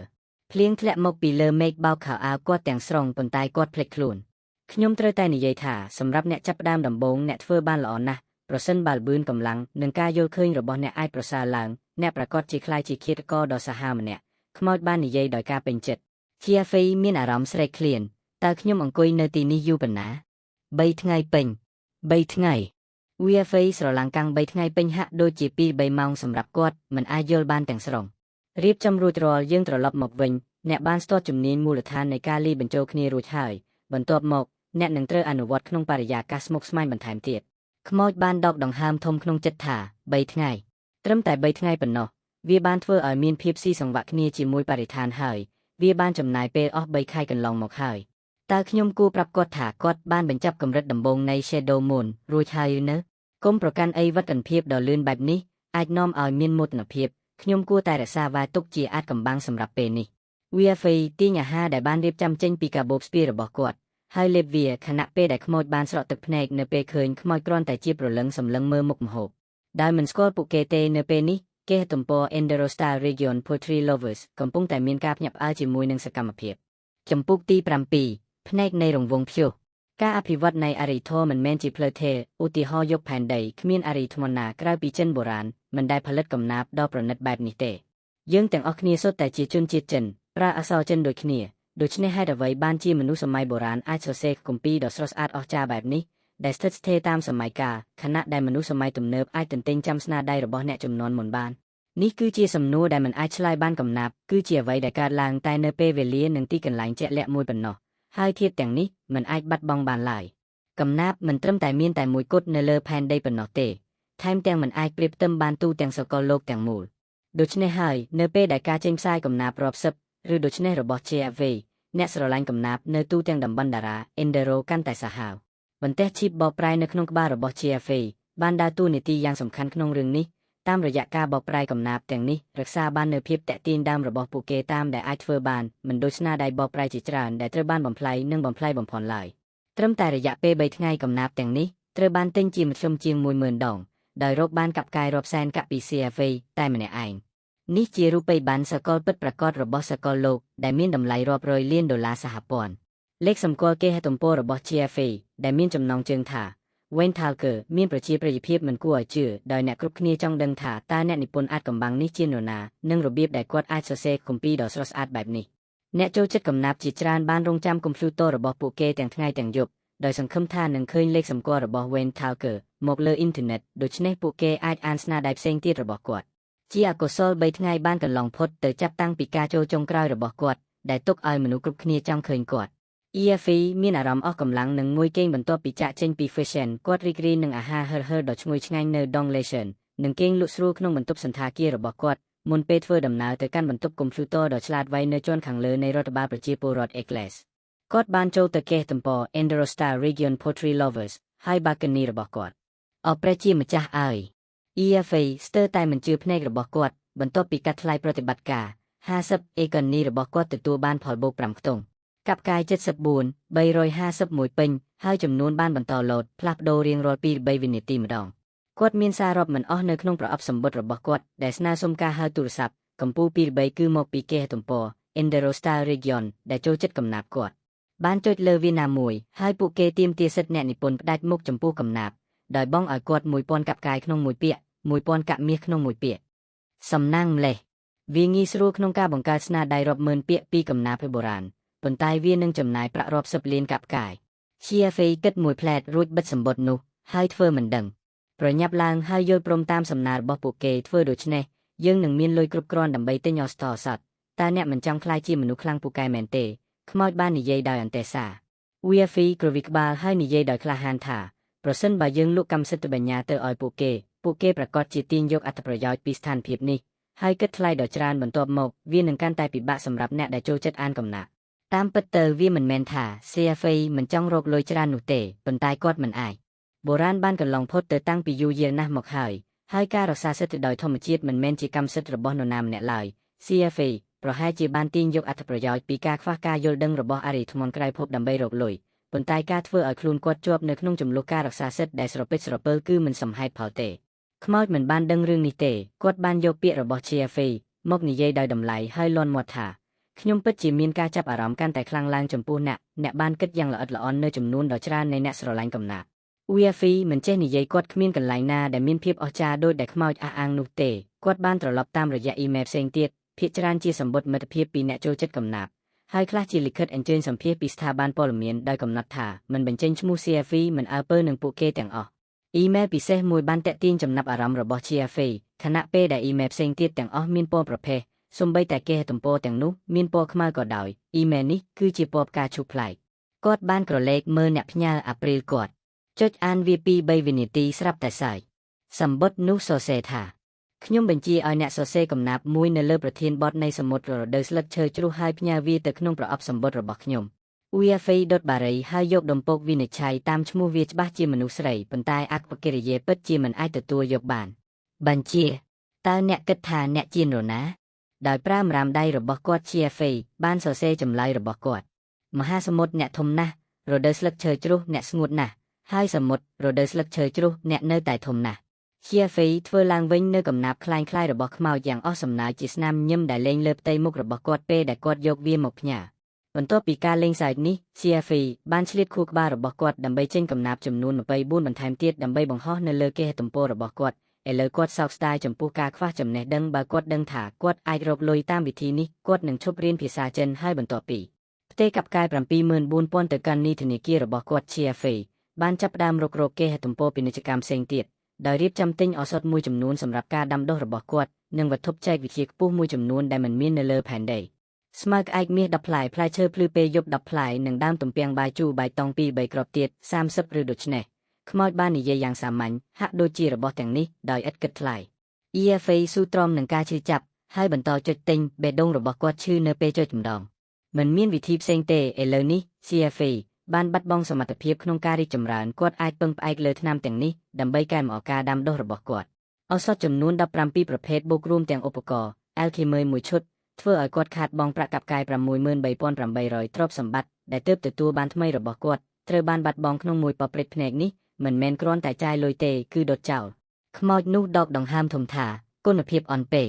VFA មិនចេះនិយាយកើតមកក្នុងភាពក្រីក្រគាត់នៅឆ្ងាយពីការចំណាយដ៏ច្រើនលើសលប់របស់ខ្មោចបន្ទាប់ពីចាក់ចេញពីទីផ្សារឱសថ CFA បានចាប់ផ្ដើមដើរផ្សារទូទៅទីផ្សារទូទៅគឺដូចជាទីផ្សារចែកឆ្នៃនៅលើផែនដីដែលភាគច្រើនលក់ទំនិញចុះមូលនិធិមានកំណត់របស់ CFA មានន័យថាគាត់មិនអាចទិញរបស់ដែលមានតម្លៃខ្ពស់នោះទេដូច្នេះហើយគាត់បានងាកទៅស្វែងរកទូបលក់ដូរតាមដងផ្លូវការរុករកទីផ្សារដោយគ្មានមុខសុវត្ថិភាពនិម្មិតគឺជាការរអាក់រអួលរបស់របររ៉ាប់មិនអស់ត្រូវបានខ្ចប់យ៉ាងក្រាស់នៅលើអេក្រង់ធ្វើឲ្យគាត់វិលមុខមួយសន្ទុះ C5 បើកភ្លើងបារីបង្ខំខ្លួនឲ្យបន្តមើលតម្លៃអ៊ីនធឺណិតនៅទីនេះគឺ$10,000 សហព័ន្ធក្នុង1ម៉ោងហើយ CFA មិនចង់ខ្ជះខ្ជាយ1នាទីទេភ្នែកនៃរង្វង់ខ្យល់ខ្មោចបានបន្លឺឡើងកម្រិតទី2ផលិតពី Chilling Stone វាល្អណាស់ទិញវាតើវាល្អសម្រាប់អ្វី CFA ខ្មោចបាននិយាយថាវាមានប្រយោជន៍ណាស់អ្នកមានសមត្ថភាពនៃល្បឿនតើអ្នកអាចមានអារម្មណ៍ថាធន់នៃខ្យល់នៅពេលអ្នករត់ CFA ងក់ក្បាលពិតណាស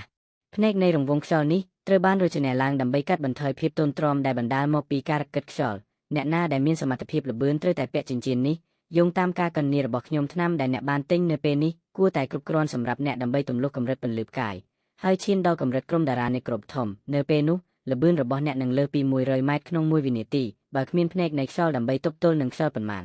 CFA ងក់ក្បាលតិចរឿងនេះពិតជាមានឥទ្ធិពលអស្ចារ្យណាស់ជាមួយនឹងវាអ្នកអាចយកឈ្នះការធន់ទ្រាំនឹងខ្យល់ក្នុងកម្រិតជាក់លាក់មួយនឹងកាន់តែពេញលេញបន្ថែមទៀតនៅសមត្ថភាពល្បឿនរបស់អ្នក ជួតម្លៃបាននិយាយថាអាចចរចាបានហើយការពិពណ៌នារបស់ធៀបបាននិយាយថា Wind Facing Ring លោក Jeffy បាននិយាយដោយចង្អុលទៅវាំងនន់ពន្លឺថាវានិយាយថាវាជាចិញ្ចៀនជួសជុលខ្យល់មិនមែនជា A of the Wind Ring មនុស្សនេះមិនស្គាល់អាជីវកម្មរបស់គាត់ទេខ្មោចបាននិយាយដោយមើលងាយថាមុខងាររបស់ Wind Facing Ring និង Windy Ring គឺដូចគ្នាប៉ុន្តែ Windy Ring គឺល្អជាងបាននិយាយពីតម្លៃវិញចិញ្ចៀន Wind Facing Ring មានតម្លៃយ៉ាងតិច80,000កាប់កាយចំណែកឯ Windy Ring វិញគឺច្រើនជាង10,000អញ្ចឹងឬ CFA ភ្ញាក់ផ្អើលភ្លាមពេលយថាមានការចរចាត្រូវធ្វើចំពុកទី8គ្រួសារ Rothschild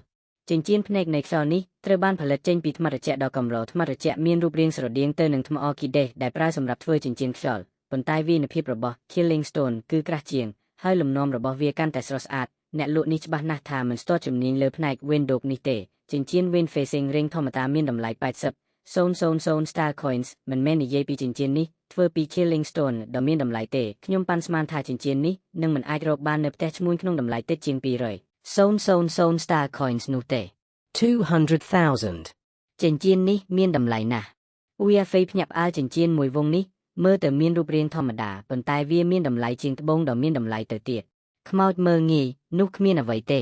ការធ្វើជាអ្នកចម្បាំងគឺជាអាជីពដែលមានតម្លៃថ្លៃណាស់រាល់ឆ្នាំនិងសម្ភារៈទាំងអស់មានតម្លៃជាទ្រព្យសម្បត្តិយកឱសថទាំងនេះដែលខ្ញុំបានទិញថ្ងៃនេះជាឧទាហរណ៍ខ្ញុំនឹងប្រើវាដើម្បីលាអ្នកនៅបណ្ដុំនៃសារធាតុកម្មកោសិកាបឋមតើអ្នកដឹងទេថាវាមានតម្លៃប៉ុន្មាននៅឈ្មួញ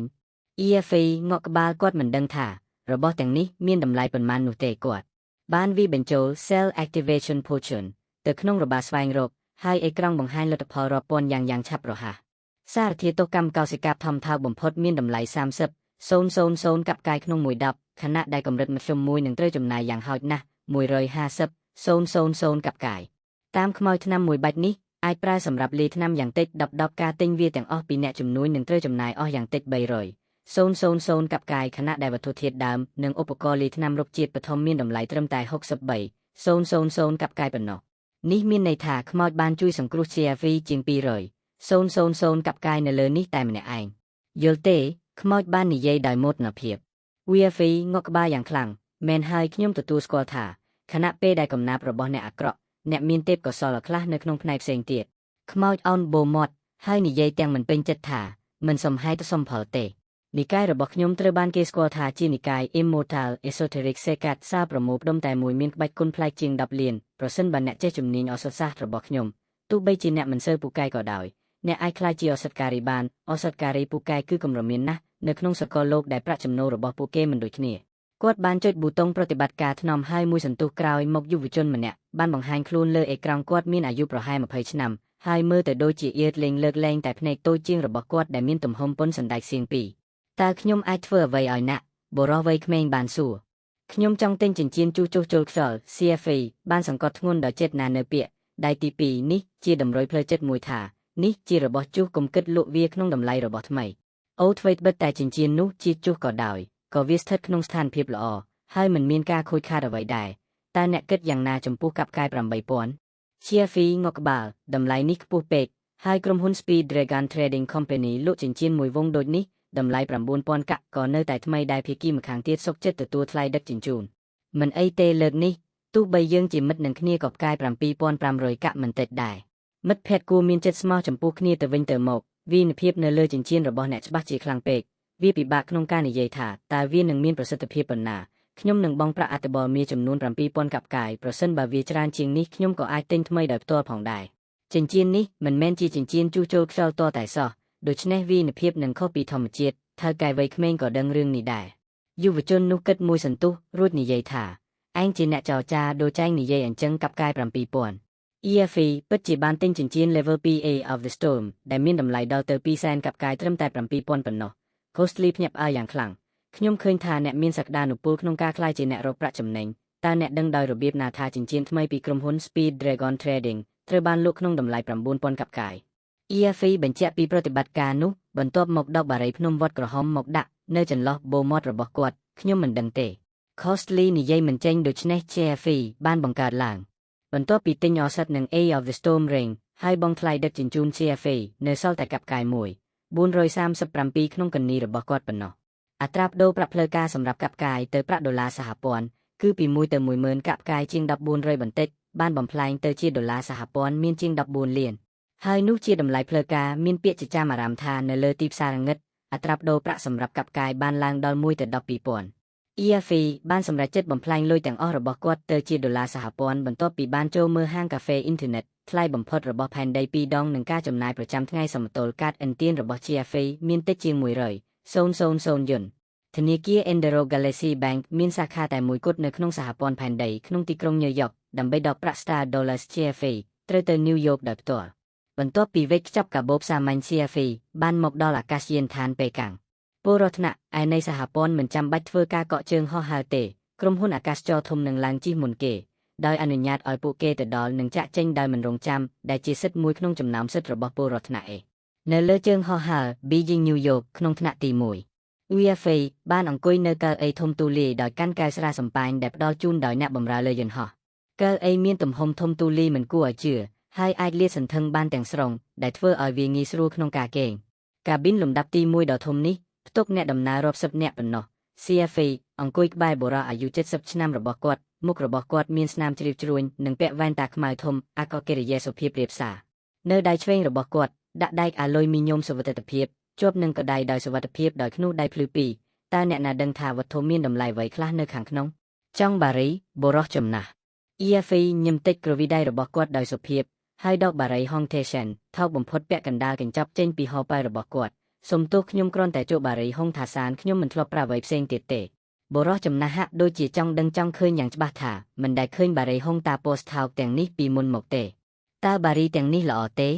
GFA ហុចបារីឲ្យបុរសចំណាស់ហើយដុតខ្លួនឯងពួកវាមិនសូវល្អទេខ្ញុំទើបតែបានភ្លក់រសជាតិបុរសចំណាស់នោះបានភ្លឺឡើងយកដំពកមួយរួចចាប់ដើមក្អកគាត់ដកបារីចេញយ៉ាងលឿនហើយដកដង្ហើមវែងពី3ខ្ញុំនៅតែមិនសូវបានស្គាល់រសជាតិនេះទេវាស្រួយបន្តិច GFA មិនបាននិយាយអ្វីឡើយដោយលេបចូលយ៉ាងក្រាស់រសជាតិថ្នាំជក់អិនជាងនេះគឺមិនសប្បាយចិត្តប៉ុន្តែ CFA មានការចូលចិត្តពិសេសចំពោះវាយុវជនតើអ្នកឈ្មោះអ្វី CFA តើអ្នកឈ្មោះអ្វីតាចាស់ Andre Rothschild. Rothschild. Rothschild ត្រូវបានគេស្គាល់ថាជាគ្រួសារហិរញ្ញវត្ថុដ៏ធំបំផុតរបស់សហព័ន្ធផែនដីដែលមានទ្រព្យសម្បត្តិដែលមិនអាចទាយទុកជាមុនបានវាមិនមែនជាការបំភ្លើសទេក្នុងការនិយាយថាពួកគេមានទ្រព្យសម្បត្តិដូចប្រជាជាតិមួយ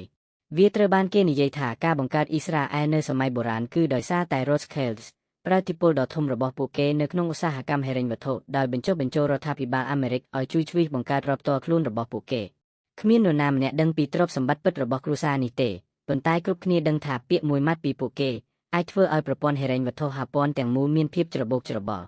ខ្ញុំមិននឹកស្មានថាអ្នកមកពីគ្រួសារ Rothschild ដ៏ល្បីល្បាញនោះទេខ្ញុំបានកោតសរសើរអ្នកជាយូរមកហើយ CFA និយាយដោយស្ងប់ស្ងាត់ហាយើងជាសហព័ន្ធឥឡូវនេះថ្ងៃសេរីរុងរឿងរបស់ Rothschild បានចប់ហើយសូមក្រឡេកមើលមហាអំណាចនិងក្រុមគ្រួសារទាំងនោះយើងមិនអាចប្រៀបធៀបបានទេយើងគ្រាន់តែជាកង្កែបនៅក្នុងអណ្ដូងមួយ Andre បាននិយាយដោយក្តីស្រងាក់ចិត្តខ្លះ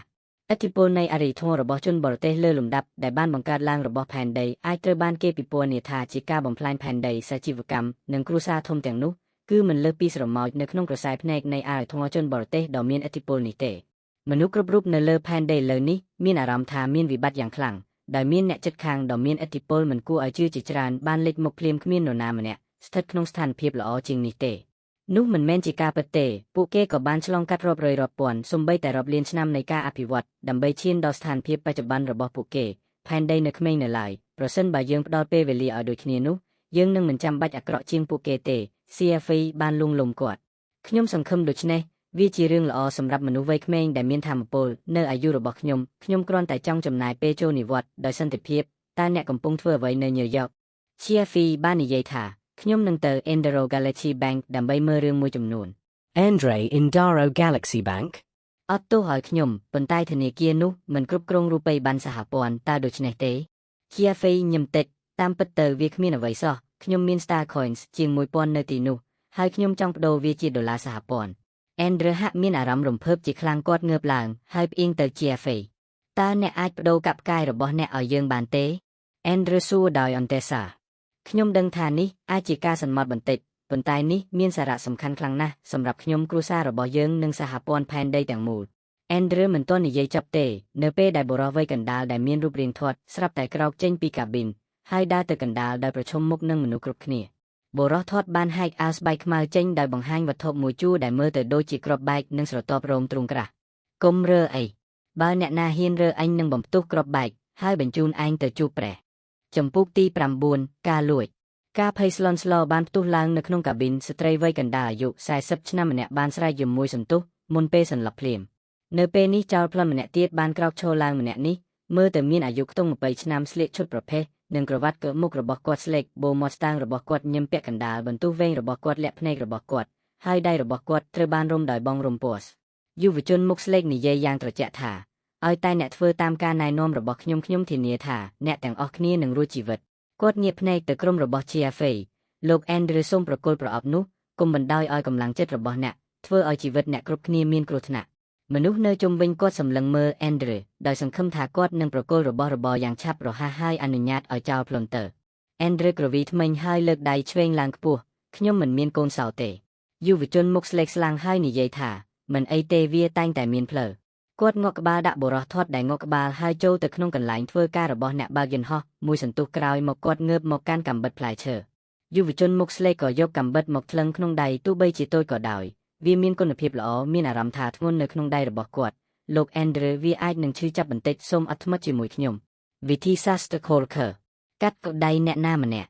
់ស្ត្រីដែលទើបតែដួលសន្លប់បានដឹងខ្លួនជាបណ្ដានៅពេលឃើញកាំបិតដ៏ភ្លឺចែងចាំងក្នុងដៃរបស់បុរសវ័យក្មេងមុខស្លេកនាងស្រែកយំហើយដួលចូលទៅកន្លែងអង្គុយវិញ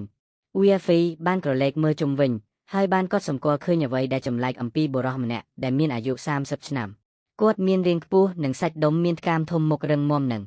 ក្បាលទំពេកដ៏លេចធ្លោភ្នែករបស់គាត់សម្លឹងទៅលើចៅទាំងពីរជើងម្ខាងនាំមុខជើងម្ខាងទៀតដាំលើដីសាច់ដុំនៅលើភ្លើដ៏ក្រាស់របស់គាត់ត្រូវបានកំណត់យ៉ាងច្បាស់ដូចជាសត្វខ្លាដ៏ស្វាហាប់ដែលហ៊ាននឹងវាយលុកលើចំណីរបស់វាគាត់មានគម្រោងវាយប្រហារបេះដូងរបស់ជាហ្វីញ័រគាត់ញាក់ភ្នែកចេញភ្លាមដោយចេតនាមិនអើពើយន្តហោះ Airbus A380 នេះបានដឹកអ្នកដំណើរយ៉ាងតិច300នាក់បើគេមិនប្រកាសទេគេមិនត្រូវប្រព្រឹត្តដោយញើតឡើយបើចៅបំផ្ទុះគ្រាប់បែកដោយភ័យស្លន់ស្លោលទ្ធផលនឹងមានមហន្តរាយ Andrew ក្រោកឈរឡើងទាំងញាប់ញ័រកាន់សុវត្ថិភាពហើយដើរទៅរកចៅពីរនាក់ខ្ញុំសន្យានឹងអ្នកខ្ញុំសូមឲ្យអ្នកអនុញ្ញាតឲ្យអ្នកដំណើរផ្សេងទៀតទៅចៅវ័យក្មេងដាក់ដៃក្នុងហោប៉ៅខោដោយមិនបញ្ចេញសំឡេងចៅម្នាក់ទៀតសើចហើយនិយាយថាលោកចាស់អ្នកមានប្រាជ្ញាយើងខ្ញុំម្ចាស់ក្មេងទី7តែងតែរក្សាពាក្យរបស់យើងស្រាប់តែបុរសទំពេករ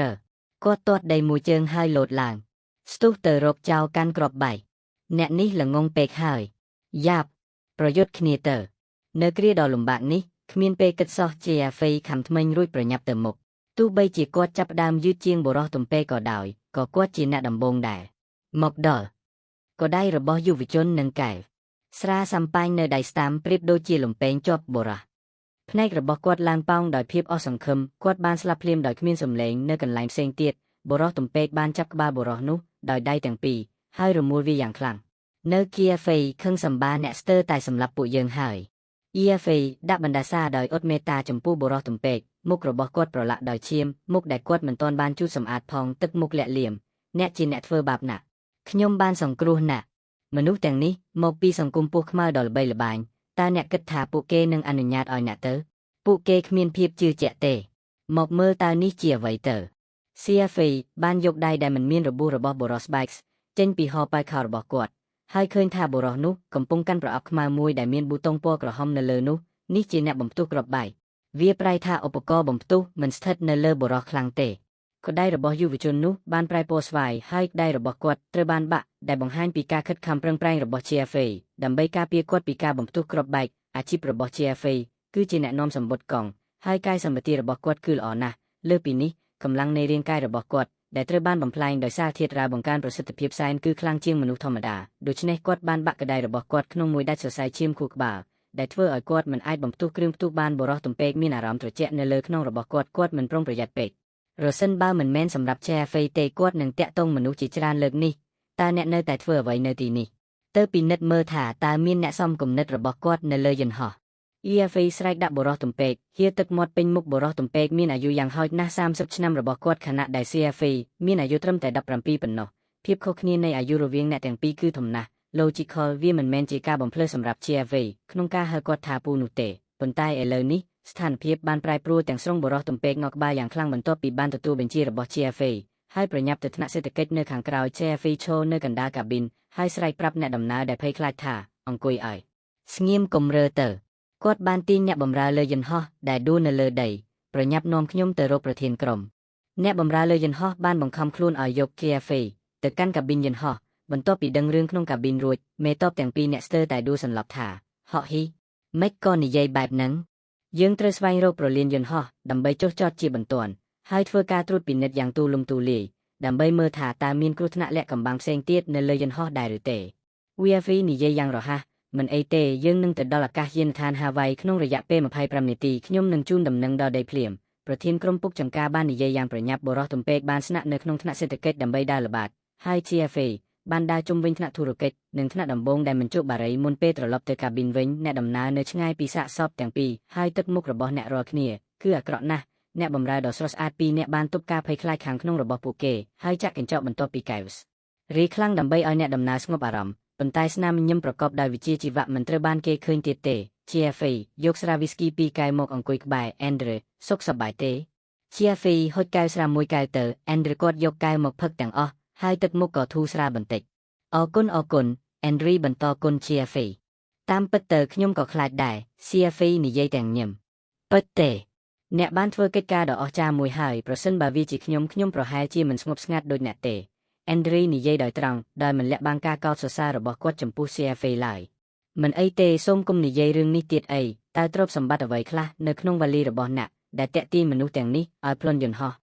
Andre Stexter ខ្ញុំមិនគួរនិយាយវាទេប៉ុន្តែអ្នកគឺជាអ្នកសង្គ្រោះរបស់ខ្ញុំមិនអាចលាក់បាំងអ្វីពីអ្នកបានទេគាត់មើលជុំវិញអ្នកដំណើរទាំងអស់ត្រូវបានជ្រមុជទឹកក្នុងការសង្គ្រោះរបស់ពួកគេក្នុងការរួចជីវិតពីគ្រោះមហន្តរាយហើយគ្មាននរណាម្នាក់យកចិត្តទុកដាក់ចំពោះពួកគេទាំងពីរនាក់នោះទេតើអ្នកដឹងអំពីប្រាសាទបូរ៉េប្រវត្តិទេ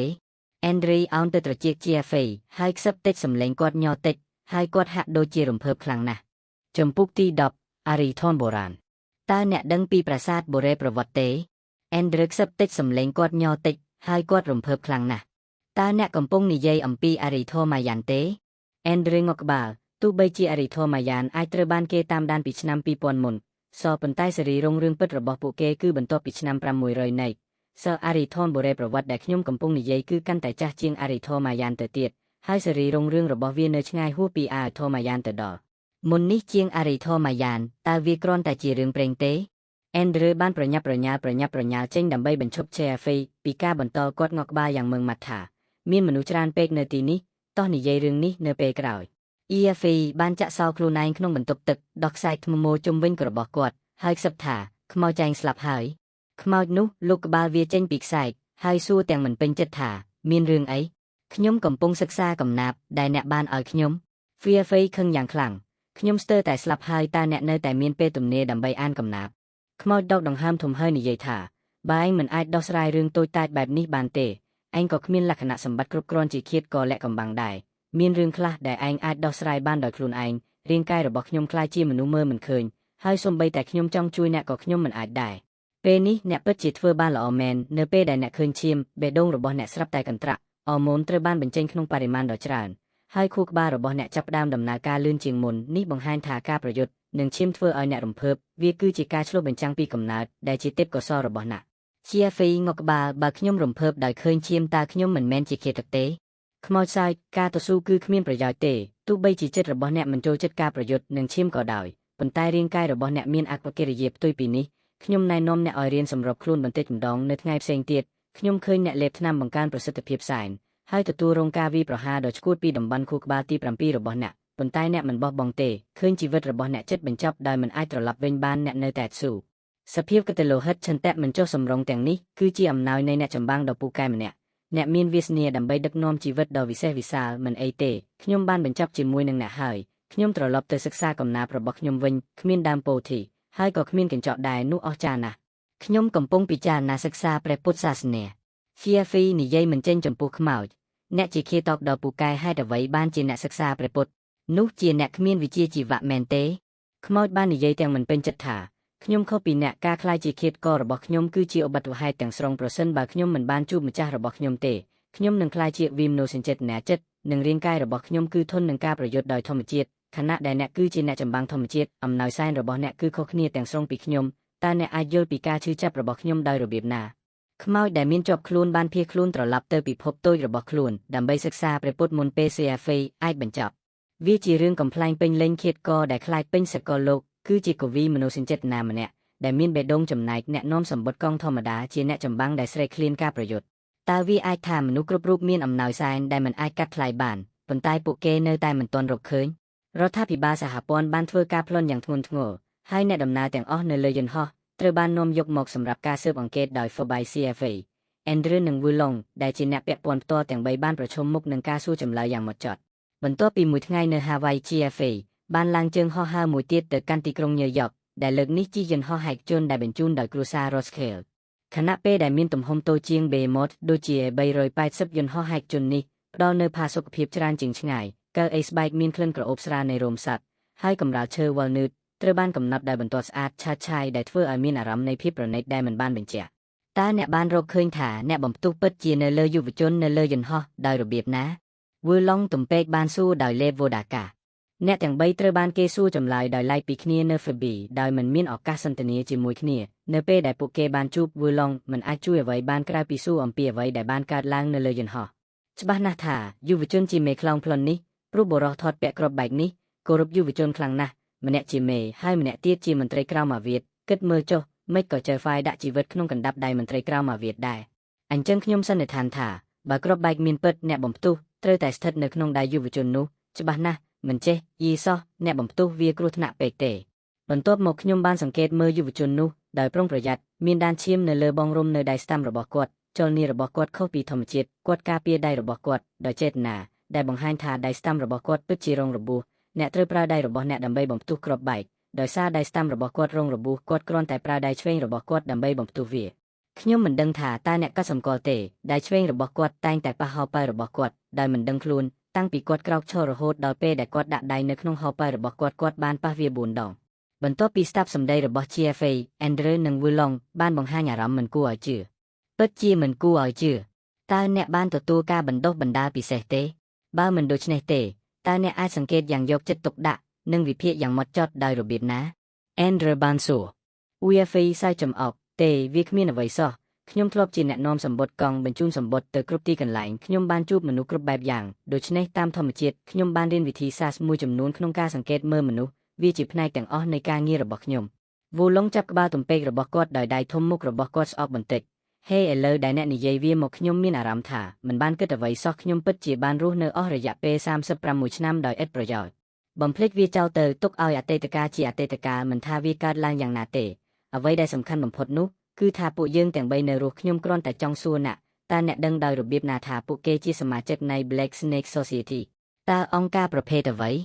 CFA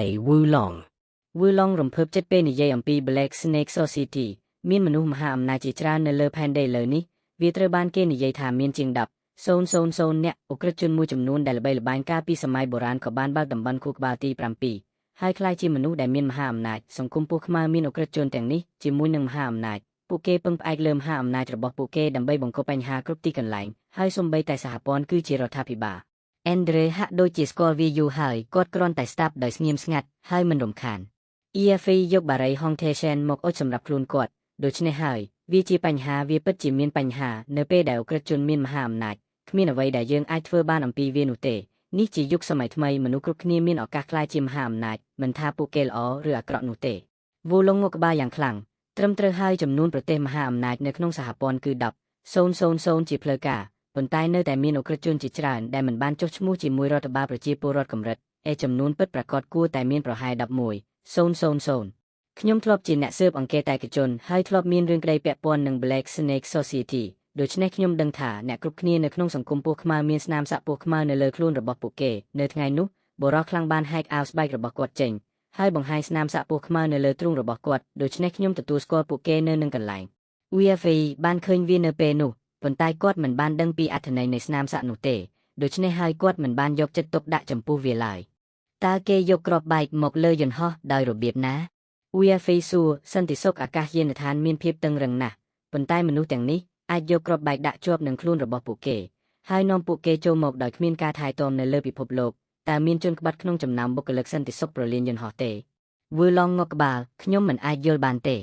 ខ្ញុំបានធ្វើការសាកសួររួចហើយយុវជនដែលបានប្លន់យន្តហោះនេះគឺជាមេបញ្ជាការទី7នៃ Black Snake Society សមត្ថភាពពិសេសរបស់គាត់គឺការការពារគាត់អាចបង្កើតកន្លែងដាក់វត្ថុផ្សេងដែលមិនអាចចាប់បានដោយនរណាម្នាក់រួមទាំងឧបករណ៍រាវរកផងដែរបរិះថតគឺជាសមាជិកផ្នែកខាងក្រៅនៃ Black Snake Society និងមិនមានសមត្ថភាពពិសេសគាត់គឺជាមនុស្សនឹងគ្រាប់បែកសម្រាប់ប្រតិបត្តិការនេះជាមួយនឹងភាពរឹងមាំរបស់គ្រួសារ Rothschild វាមិនពិបាកក្នុងការស្វែងយល់ពីបញ្ហាទាំងនេះទេវត្តមានរបស់គ្រួសារ Rothschild គឺមានគ្រប់ទីកន្លែងពេញរដ្ឋាភិបាលសហព័ន្ធគ្រួសារដ៏ធំនេះត្រូវបានចងភ្ជាប់យ៉ាងរឹងមាំទៅនឹងសហព័ន្ធផែនដីភ្ជាប់គ្នាដោយ Inextricably លោក Andrew ចង់អូលទៅសុវត្ថិភាពអាលុយមីញ៉ុមនៅក្នុងដៃរបស់គាត់ថាយល់ស្គាល់នៃអ្វីទាំងអស់នេះចាប់ផ្ដើមពីរឿងនេះខ្ញុំយល់ថាមាននរណាម្នាក់កំពុងមើលខ្ញុំជាយូរមកហើយដើម្បីយករឿងនេះត្រឡប់ទៅញើយកវិញខ្ញុំបានជិះយន្តហោះពីទីក្រុង Athens ទៅ Moscow ពី Moscow ទៅ Ulaanbaatar ពី Ulaanbaatar ទៅ Beijing និងពី Beijing ទៅ New York ខ្ញុំបានឆ្លងកាត់ស៊ីគ្វីដ៏វែងមួយដើម្បីទម្លាក់ Black Snakes អង្គ្រោះរបស់ខ្ញុំនិងអ្នកចូលរួមបានរំខានយើងនៅតាមផ្លូវរបស់ពួកគេប៉ុន្តែខ្ញុំនៅតែព្យាយាមបង្វែរទិសដៅជូរចត់ Chiafei គិតមួយសន្ទុះរួចក៏សួរដោយសង្ស័យថាដោយកម្លាំងរបស់គ្រួសារ Rothschild មិនអាចគ្រាន់តែសុំជំនួយពីរដ្ឋាភិបាលសហព័ន្ធបានទេតើ Black Snakes ហ៊ានប្រឆាំងរដ្ឋាភិបាលសហព័ន្ធដោយបើកចំហទេ Andrew ញៀមយ៉ាងជូរចត់យើងធ្វើបែបនេះព្រោះយើងមិនចង់ឲ្យរដ្ឋាភិបាលសហព័ន្ធដឹងពីរឿងនេះប៉ុន្តែជាអកុសលគេបានរកឃើញនៅទីបញ្ចប់ Chiafei និង Wulong មានការងឿងឆ្ងល់តើនេះជាអ្វីវាអាចកំបាំងណាស់ហើយ Andrew សុខចិត្តទទួលយកហានិភ័យជាងបង្ហាញវាតើវាមានតម្លៃទេ Andrew ដាក់ប្រអប់អាលុយមីញ៉ុមនៅលើទាញកូនសចេញពីហោប៉ៅឈុតរបស់គាត់ហើយដោះសោខ្នោះនៅចាំអ្វីដែលខ្ញុំប្រាប់អ្នកទេ Andre Chiafei ចងចាំនៅសល់នៃអរិធនបុរាណ Andre ដាក់ម្រាមដៃរបស់គាត់នៅលើសោស្នាមម្រាមដៃនៅលើសុវត្ថិភាពដោយព្យាយាមបើកប្រអប់ខ្ទោះ Chiafei ដាក់ដៃម្ខាងនៅលើប្រអប់ចាប់តាំងពីរឿងនេះមានន័យច្រើនចំពោះគ្រួសាររបស់អ្នកខ្ញុំគិតថាវាប្រសើរជាងសម្រាប់ពួកយើងកុំមើលវា Andre ញឹមដោយភាពធូរស្រាលថាឥឡូវនេះសូម្បីតែរដ្ឋាភិបាលសហព័ន្ធក៏ដឹងពីវាដែរ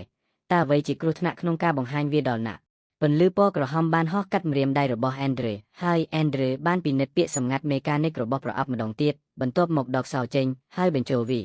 សុវត្ថិភាពអាលុយមីញ៉ុមតូចមួយត្រូវបានកំណត់យ៉ាងពិតប្រាកដជាមួយនឹងការការពារពាក្យសម្ងាត់3ដងដែលបង្ហាញថាវត្ថុនេះមានតម្លៃប៉ុណ្ណា Chiafei និង Wulong សម្លឹងមើលប្រអប់ដែលហៀបនឹងបើកបេះដូងរបស់ពួកគេពោពេញទៅដោយការចង់ដឹងចង់ឃើញនិងការរំពឹងទុកប្រសិនបើវាមិនមែនជាអរិធមម៉ាយ៉ានទេវាអាចជាអរិថ្មដ៏អស្ចារ្យបុរាណដ៏មានរឿងព្រេងនិទាននោះ Chiafei គិតខ្លួនឯងខ្ទាស់សំឡេងស្រទន់បានបន្លឺឡើងហើយប្រអប់លេខសម្ងាត់បានបើកយឺត